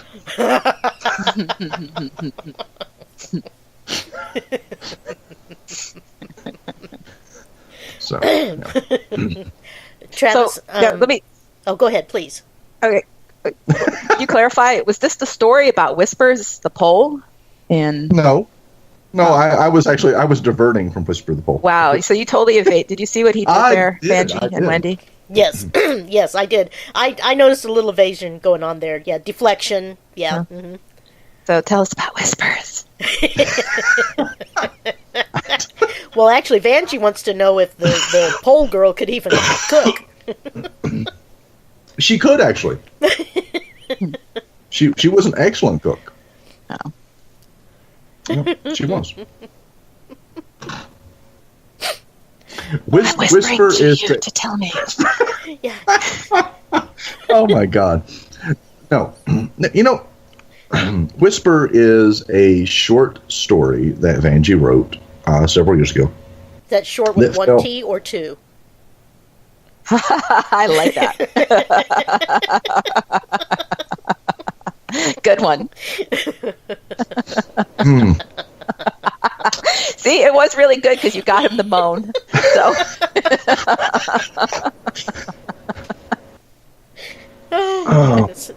It was a novella. Smaller poles, you definitely like short with two T's. It was actually a very interesting branding exercise because it fell into the genre of paranormal erotica, and that is a genre of fiction, but it is a very narrow genre. It's not much more narrow than you would think, and so Whisper involved a former slave whose name was Whisper, who haunted a plantation that the main character moved onto. It was actually, in all honesty, probably some of Vanjie's best writing. In all honesty. Okay. So was she kind of a ghost or a spirit that would have sex with humans? Whisper was a man. Oh. Okay, would he have sex with women or something? Or? Vanjie's going to send us the free code to read it. Yep. It actually it really was some of Vanjie's best writing because she from a writing standpoint, she got rid of the structure of being a genealogist and a historian and trying to tell multiple stories at one time, and she told one single story. She focused her energy, she focused her writing, and like I said, and it was very, very compact. It was a short story. It was a novella. It had three distinct sections. There was a beginning, there was a middle, and then there was the climax. But it really was a good read. So the climax, and it was Whispers. Yes, it was. Okay. Whisper was a ghost. Okay. Yeah. Whisper was a ghost, yes. Whisper was a ghost, yes. Who did women, she said. That's cool. He did, as a matter of fact, yes. He evolved, he progressed, he materialized, he eventually became to a full physical manifestation, but yeah. Oh, wow. Mm-hmm. It was a great story. It was a great concept. It was an amazing short story. Not exactly the type of thing that we want to promote for a congressional candidate, which is why I did my goddamnedest to divert from it. Malarkey. Now he's just thinking of all the work he has to do to try to erase this. Mm-hmm, mm-hmm. It's okay. I took one of Virginia's most wanted on the 10 most wanted list, a convicted felon, and made him one of Virginia's most endured and endeared residents. I can deal with this. I like a challenge. So, do you mind explaining when you do this rebranding? What do you do exactly, if you don't mind? I know this is a little bit off topic, Perfect. But yeah. Oh, all of a sudden I'm being interviewed. Great. It depends. For example, the individual that I mentioned who was, he literally was on Virginia's 10 most wanted list. He absconded from the state of Virginia while he was on probation and parole. He had embezzled. He had been a finance director and investment broker. He had supposedly embezzled money. Absconded, went to California, launched one of the biggest .coms in the early 90s, had one of the largest launch parties in Las Vegas. And the man didn't have a driver's license, a social security number, or any form of identification whatsoever, but he did this. He eventually came back to Virginia, turned himself in. Rebranding him was probably one of the most painstaking and time-consuming endeavors that I undertook. But it involves finding out about the person, talking to the people around them, finding out keywords, key phrases, what people think about when they hear their name. For him, it was literally gauging the stories in the local media. Started out about 100% of the stories were negative in 2001. By 2003, we had flipped that, and it was about 70-30. 70% were positive stories, 30% were negative. Wow. Yeah. But it took 3 years to do it, and that's what many people are not prepared for. For Vanjie as an author, when Vanjie came to me, she had been a real estate broker. She was a government contractor. She was an author. She was a genealogist. So we started out kind of feeling our way through what was going to work to get her traction. And being an author, a self-published author, there are thousands, and actually right now millions, of self-published authors throughout the world. Vanjie was one of those. How do you make that person stand out? How do you make those books stand out? Yeah. And it really was trying to decide how we talk about her, how we pitch her. So we started talking about her as a romance author, and that didn't work. And then it was a fiction author, that didn't work. And then it was, she is writing multiple novels at the same time. That kind of got some traction. And then it was dealing with the fact that she was a genealogist who was studying history, and it was her studying her own family history that got her to write the Broken Life journals, and then talking about how that not only was she studying history, but it was her empath ability, this ability to touch an object and not just know the history of the object, but the history of the person who had owned the object and what had transpired around them.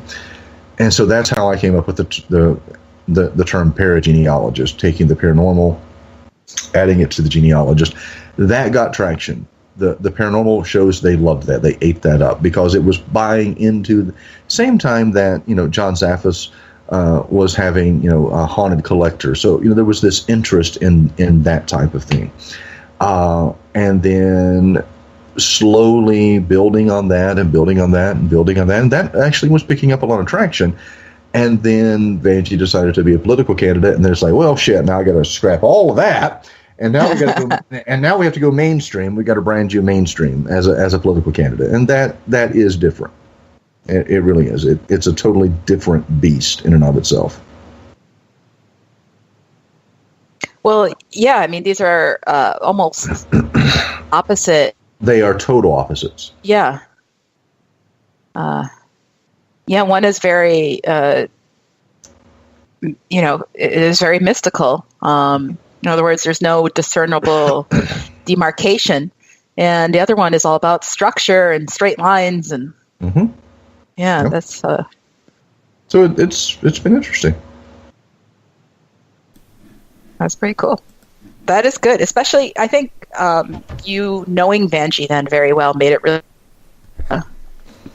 knowing her as well as I could without having met her until, a couple months ago. I mean, just being able to pick up on that person, using terminology that you and Wendy appreciate, vibration, knowing where they come from, knowing what makes them tick. And that's what I do. I mean, I read people. That's what's made me good at what I do. Well, and you're also good at radio, obviously. So I think that helps a lot. It's been 25 years. So I should be good at it. Some people take a long time. Well, this was September of 2017 was my 25th year. This was my silver anniversary in broadcasting. Wow. I know, right? Crazy. Over half of my life has been spent on the radio.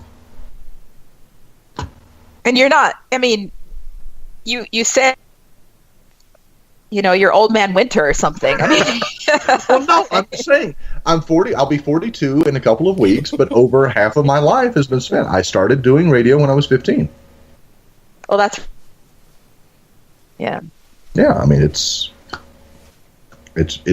broadcasting and communication and marketing and PR and advertising has been part of what I've been doing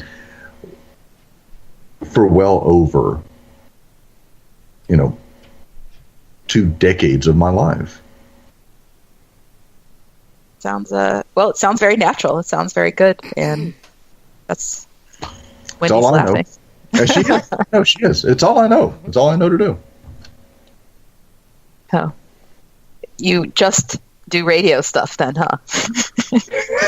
That's all I do. That's all I do. It was so. That's all I do. That's me. I'm a voice. I'm a voice on the other end of your computer or your smartphone. That's why I let you be my co-host. Spoken like a true Leo. Honestly, folks, she hates me offline. She really does. She detests me. She hates me. She talks to me like I'm garbage. No. You begged me to do that. Yeah.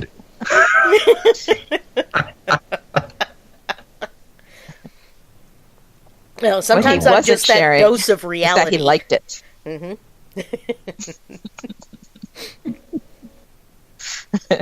Oh my God! Good times. Good times. We have good times on this. We have good times on the show. We really do. I know, right? I mean, it's like the laughter is so healing. It's like a balm over the roughened nerves of everybody. Their work week, their stress levels, their whole bit. Mm-hmm. We can just come on here and BS and laugh our butts off. And we do on a regular basis, weekly, as a matter of fact. Yes. So we're going to have to prepare then, all of us, whoever it is that you have on, for that roast. Oh, absolutely. The 24th, Wednesday the 24th, we'll start at 8, 9 Travis's time. And And yeah, I don't know. You may want to start it at 8 my time, depending on how many people you get involved. well, that's true. Yes. Yeah. Just get a room for that night, and close to the station. Yeah. I will be anyway. So it may be an all-nighter. Who knows? Fortunately, we're limited to 5 hours.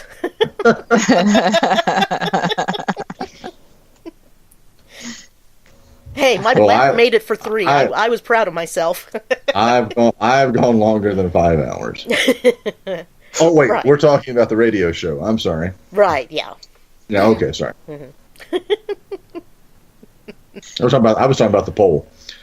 The Spreaker poll. Said Travis Short with 2 T's. It is. It is, and we had to add an extra T to make it longer. So. Prosthetics.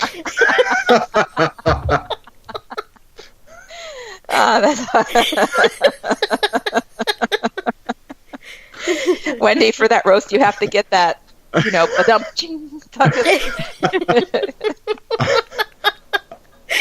definitely have to.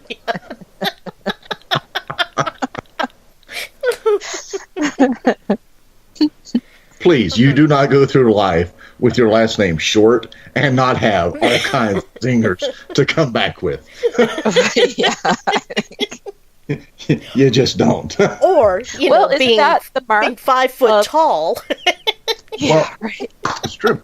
Well, it was so funny because when I was in college, I worked, my work study was in the media lab, media and communication. So we did, we filmed and videoed everything that took place on the campus, and we hauled around all of the multimedia equipment. So when a professor wanted to show a video or do something, we hauled everything.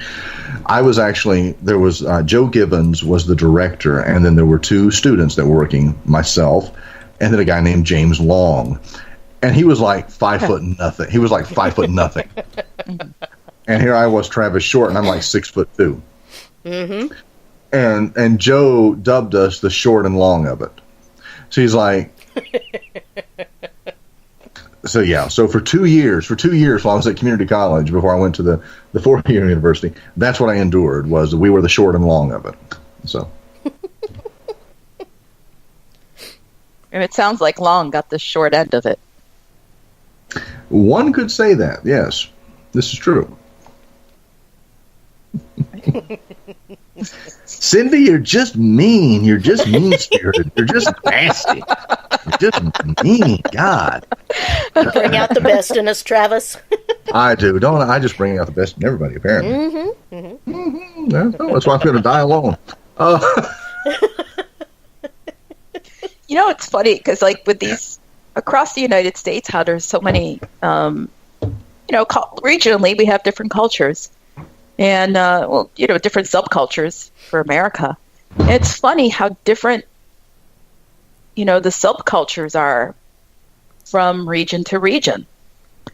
So growing up in the Northeast, it was kind of, this is just chewing the fat, Right, I go somewhere else, yeah. and they're like, damn, that's mean. I'm like, what was mean? What did I say that was mean? Well, growing up in the 70s and, during the burn, like from the 70s show, they were always going, burn! It was just what we did. It was how we interacted. And then on construction sites, oh my God, this is rather, gentle and subdued almost.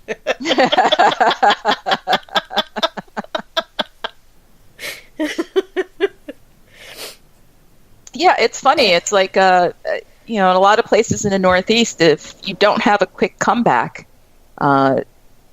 You're in some ways, mm-hmm. yeah, you might not be considered as intelligent or as strong. Mm-hmm. So if you could spar with someone and be up to par with them at the very least, like if they give you a jab and you could give them an equal jab back, then all of a sudden they like you. Right. Exactly. So it's you suddenly got their respect, Mm-hmm. So it was Yeah, it's a massive learning experience when you go to places that are a lot nicer. Absolutely. Yeah. Or more polite to each other, I guess. Yeah. Yeah. Excuse me, got that tickle in the throat now. Cough drop here. I know what you're thinking and not saying, because I was thinking it too and not saying it. She's not Cindy McKean. She's Cindy McMean.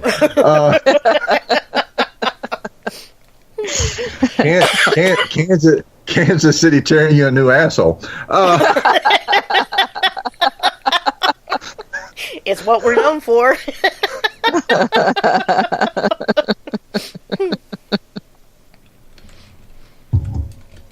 See, every time I say Kansas City, though, I always, because going back to movies, Blazing Saddles, Mel Brooks.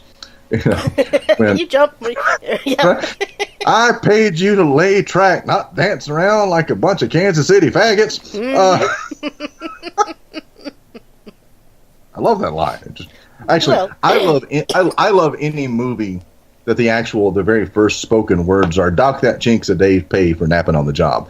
I'm sorry, that is going to win an Oscar as far as I'm concerned. If those are the first spoken words in any movie. Mel Brooks was a genius. I'm sorry. Still is. I love Blazing Saddles. My ex-wife forbid me to let my kids watch it until they were old enough to understand sarcasm. Double entendres. Yeah, and understand that the use of the N-word in that particular movie is done for comedic purposes, not derogatory. Yeah. Yes. You know, he made fun of everybody. He was... Yeah. Well, I loved... You know the story behind that? That when they were writing Blazing Saddles, originally, the white director, or the white writers, were writing all of the white lines. And the black writers were writing all the black lines. And there was nothing funny, because they were all trying to be politically correct. Oh, and okay. This is an honest-to-God true story. That they were tiptoeing around everything. So Mel Brooks came into one of the writing sessions, and he gave the white writers had to write the black lines, and the black writers had to write the white lines, and that's what you get in the movie. And that's why it's perfect. And that's why it's funny, and why it works, and why, even though it is as politically incorrect as that movie is, why it's still funny to this day. Mm-hmm. But also because it came out of a time when we didn't take ourselves so goddamn seriously that we couldn't laugh at ourselves. Exactly. Yeah. I have to, believe it or not, I haven't seen it. Oh. Pardon me, Cindy, I didn't quite catch that. Sorry. She hasn't seen Blazing Saddles. No. Oh, say it ain't so. I actually both at the same time teared up and threw up in my mouth at the same time. Oh, that came out. Let me see. I was going to use an excuse, but you have the excuse. No, you can't. Even better. You can't. I was going to say, well, that movie came out before I was born, but it also came out before you were born. I was born. Thank you. Wendy was born. I'm gonna send you that movie. You need to watch it. You need a moviecation. I wonder if they got to get a TV. Yeah. Yeah, I got to get a TV. I have a TV. I just have to hook it up. Oh, okay. Yeah. We could always watch online. Yes. I could do can you? Yeah, maybe. Yeah. I could probably download it. Mm-hmm. Theoretically. Oh, I see. Richard Pryor, Andrew Bergman. Yeah. Mm-hmm. Yep. Richard Pryor wrote it. One of the main writers. One of my favorite scenes is Gene Wilder as the Waco Kid wakes up, hungover, upside down, falls out of the bed, hanging by his boots, and Cleavon Little, black guy, the sheriff, standing there looking at him, and dead now, unfortunately. Most of the people in that movie are dead now. I mean, hell, Mel Brooks is like Mel Brooks and Harvey Korman are the only ones still alive. Well, yep. No, yeah. Mel Brooks and Harvey Korman. Is Harvey Korman still alive? Harvey Korman is still alive. Okay. Yeah. I wasn't sure. I think so. Oh, wait, he was on the Carol Burnett the other night, wasn't he? Yeah, okay, never mind. He was, yeah. Mm-hmm. But, Gene Wilder's hanging upside down, and Cleavon Little's like, are we awake? And Gene Wilder's like, that depends. Are we black? He's like, we are. Then we're awake, but we are very confused.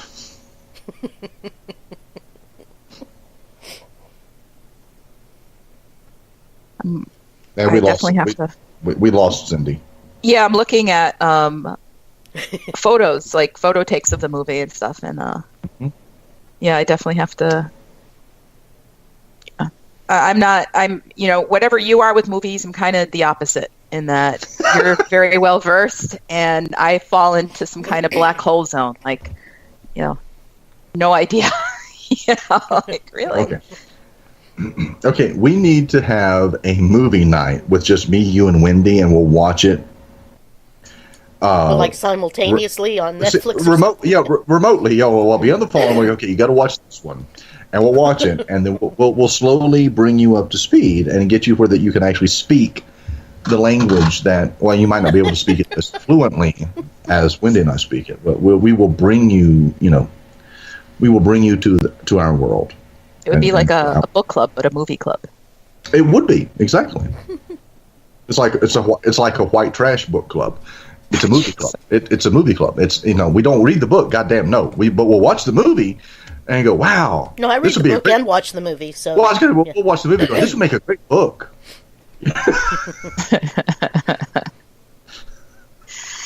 Well, I'm up for it.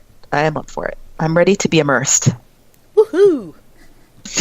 We will baptize you. I still can do those. They haven't.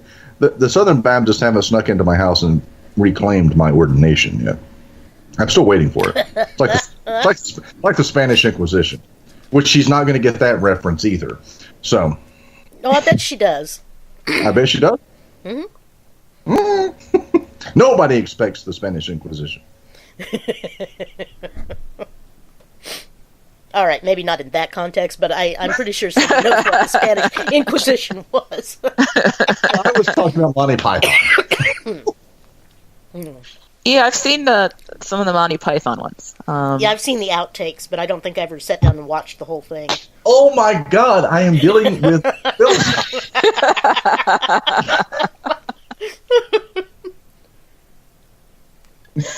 I hate to ask, was that one of the Monty Python ones that had killer bunnies or something?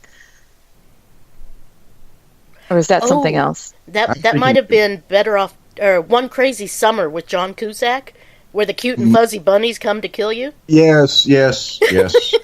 Which he was part of Monty Python. So. He was? No, not John. No, John Cleese. John Cusack. Okay. John Cleese. Yes, John Cleese. Yes. Well, we have digressed like hell. This show, ladies and gentlemen, Mystic Moon Cafe is in retrograde. It has entered the Twilight Zone. Yeah. Oh, you know what? The Killer Bunny. You know what movie it's from? I think it's called the Holy Grail Monty Python one. Monty Python and the Holy Grail. Yes. Oh, that's it. Okay. Yeah. Monty Python and the Life of Brian. Monty Python and let's see, The Meaning of Life. Another one. Yeah. Good. Yeah. Okay, so I've seen a lot of the Monty Python ones. Here's the thing: I've seen a lot of foreign movies because a lot of that time I was overseas, so it makes sense that I've seen foreign movies. You would have seen the UK stuff, the British. Yeah. Exactly. Yes. Okay. So I mean, when people tell me about those movies, I totally get it and I understand it and I understand these, unless they were like super popular, that made it overseas during the 90s and the early 2000s before internet really took off. Then I most likely would not have seen it. Okay. But well, we need to give you like this crash course in pop culture, and I'm going to take it upon myself. It's going to be my mission for 2018. Okay, I'll try that. Well, God knows I get bored. I need hobbies. Right. We had this conversation when you did my reading. I get bored easily. I have to have things to keep me occupied. I know, and what a challenge, like trying to get 20 years worth of movies down someone's throat in 8 months.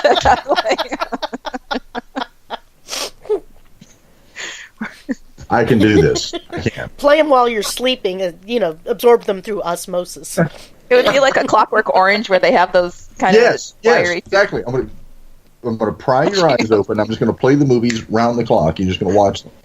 Retain what you can, and when we come bring you back on in a year... I'll be fully programmed by that time. Yeah, stark raving mad. As she should be to be on the show. It helps. She is going to leave the show tonight. It's not a requirement, but it helps. As are the people in the peanut gallery going, God damn, we're never going to be listening to the show again, and we hope to God she never goes on. I think they like us. I think that's why they're in there. Yeah. I think they like you. Oh, Travis as Professor Movie Man, Vanjie says. Hey, Vanjie, thank you for the link. I saw that you put the link for Whisper and your free code. Yep. And I saw it pop up in Facebook Messenger, too, so thank you. Read it, enjoy it, blush.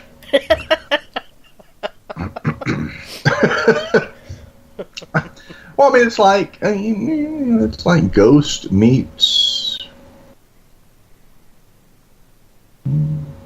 Oh, Debbie Does Dallas. I don't know. Somewhere in there is a similarities. Oh, maybe similar to Selma Hayek in what was it? I don't know. The vampire movie. The vampire movie.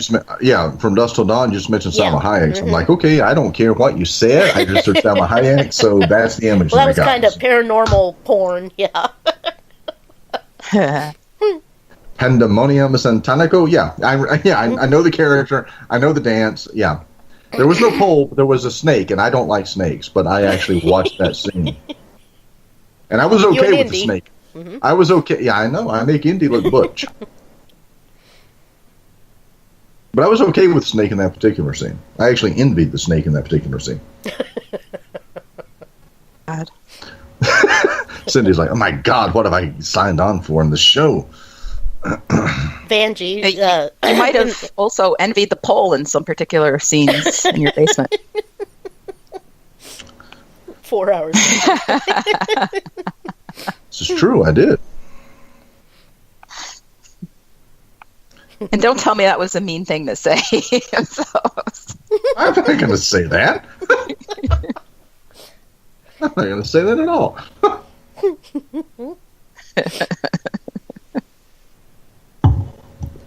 Wow.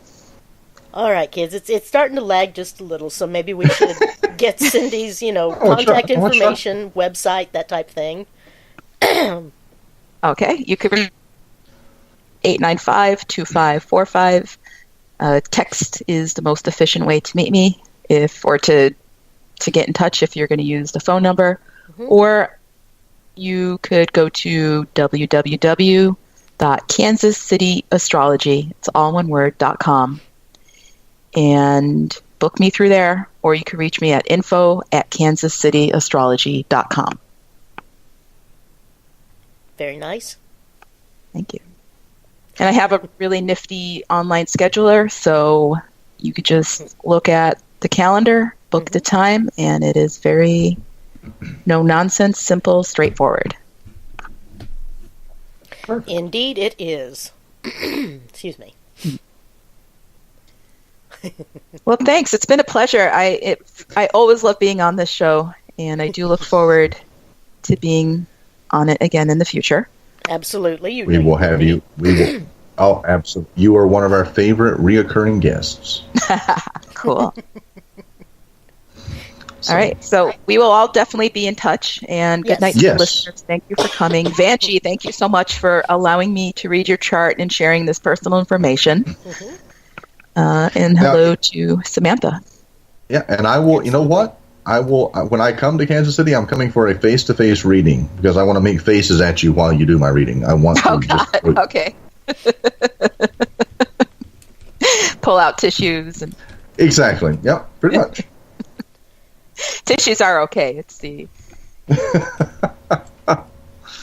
Oh, thank you so much for being on the show. You are, and I really hope you come back on to roast me in a couple of weeks because you are just like you are.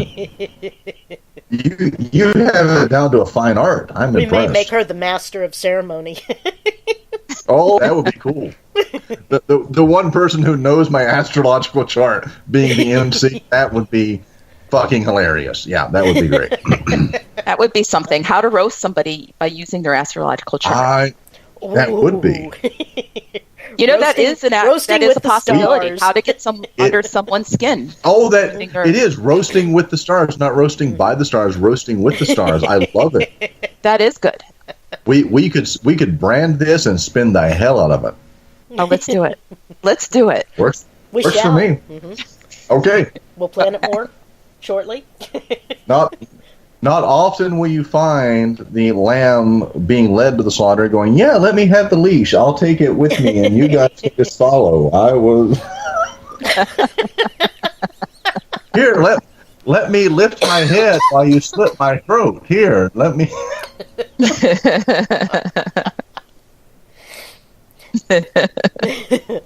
Travis, we got to get you into the chat area, though. I'll walk you through setting your computer up because Vanjie's in there just cracking me up. So okay, we will try it again. The last time it didn't go over so well because I was not exactly sober while you were trying to walk me through it. Well, it's not like you'll have to do the controls. Just get in. This is true. Yeah. Just need to get into chat. Mm-hmm. Oh, 24th. 24th. Yes. Be there, be square. We got Bill Bean next week. Mm-hmm. We got Bill Bean next week. We may be talking. I don't think the conversation will be quite as fun. Probably not. Probably not. We're going to be talking about, exorcising demons from some poor soul. Oh, boy. Well, there was one time when I was talking to Christopher St. Booth and Bishop James Long. Yes. And somehow the conversation derailed into going to the strip bars and how the priest handled doing that type of thing. I can't even remember all of it now. But I thought, oh my God, I'm going to. Well, I know the Booth brothers, so I can only imagine how their story went. I know Bishop James Long, and I've actually been part of an interview with him. So yeah, I can probably imagine how that conversation went. But we do have Bill Bean next week, the 10th. Yes, we do. We don't have anyone for the 17th yet, correct? Not as far as I know. Okay. We're looking to fill the 17th. Mm-hmm. The 24th apparently is going to be. I'm going to be roasted nuts. Roasted with the stars, mm-hmm. Which should be interesting. So, January 24th, I'm thinking probably 8 o'clock Eastern, 7 o'clock Central. You should really try to get the top hitters that are stars. That way, it really is quite a pun. Mm-hmm. Yes, mm-hmm. I think we should. It should be interesting. So Vanjie said she's available. I know. All right, Vanjie. I'm sure Vanjie will be. Mm-hmm. I'm sure Bill will be. Mm-hmm. Susan Bell, Andrea Perrin, Nick Redfern. I would love to have Nick. I mean, just the British accent alone. Mm-hmm. So we'll see. Cammie Anderson. We need to have Cammie and Richard Estep back on. Speaking of people, we do. Vanessa never got back with me, so I guess Spirits of the Cage are just. I've seen that he's doing some. He is interviews with that, but yeah, definitely get he and Cammie back on. Yeah, and maybe Vanessa too. Who knows? Should be fun. Hell, we may go 5 hours. Who knows? I don't know if I have that many friends and/or enemies, but who knows? We could go for it and see. Oh, we'll have to invite your ex-wife. Oh boy. Oh. Well, he's saying it's supposed to be a roast, not a freezing. Oh, that's right. Thank you. Thank you. Nice. Thank you, Cindy McMean. Your words, not mine. Frigid temperatures can burn things off. So that's true. This is true. This is very, very true. Mm-hmm. We'll get Carly on. See what. Oh my God! Yeah, we could do that. There's so many people to invite. It's so much fun. Oh yes, definitely. Good times. Good times. Mm-hmm. What song are you sending us out with tonight? I believe it's "Sun God" by the Delta Saints. Oh, awesome. Yep.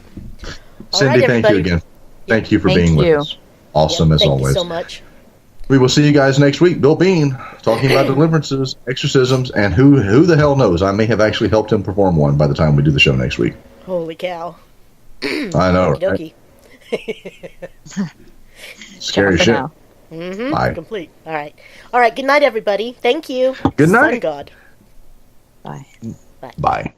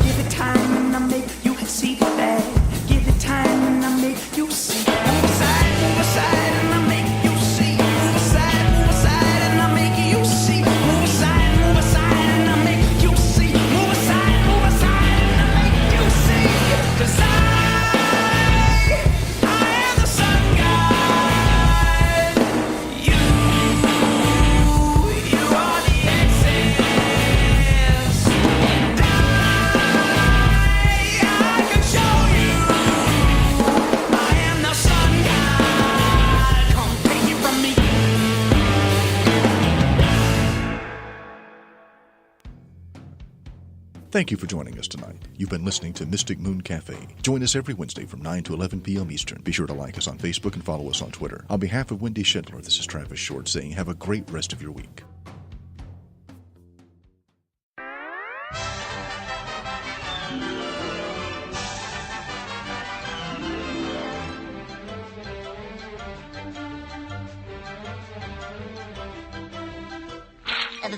and that's all, folks.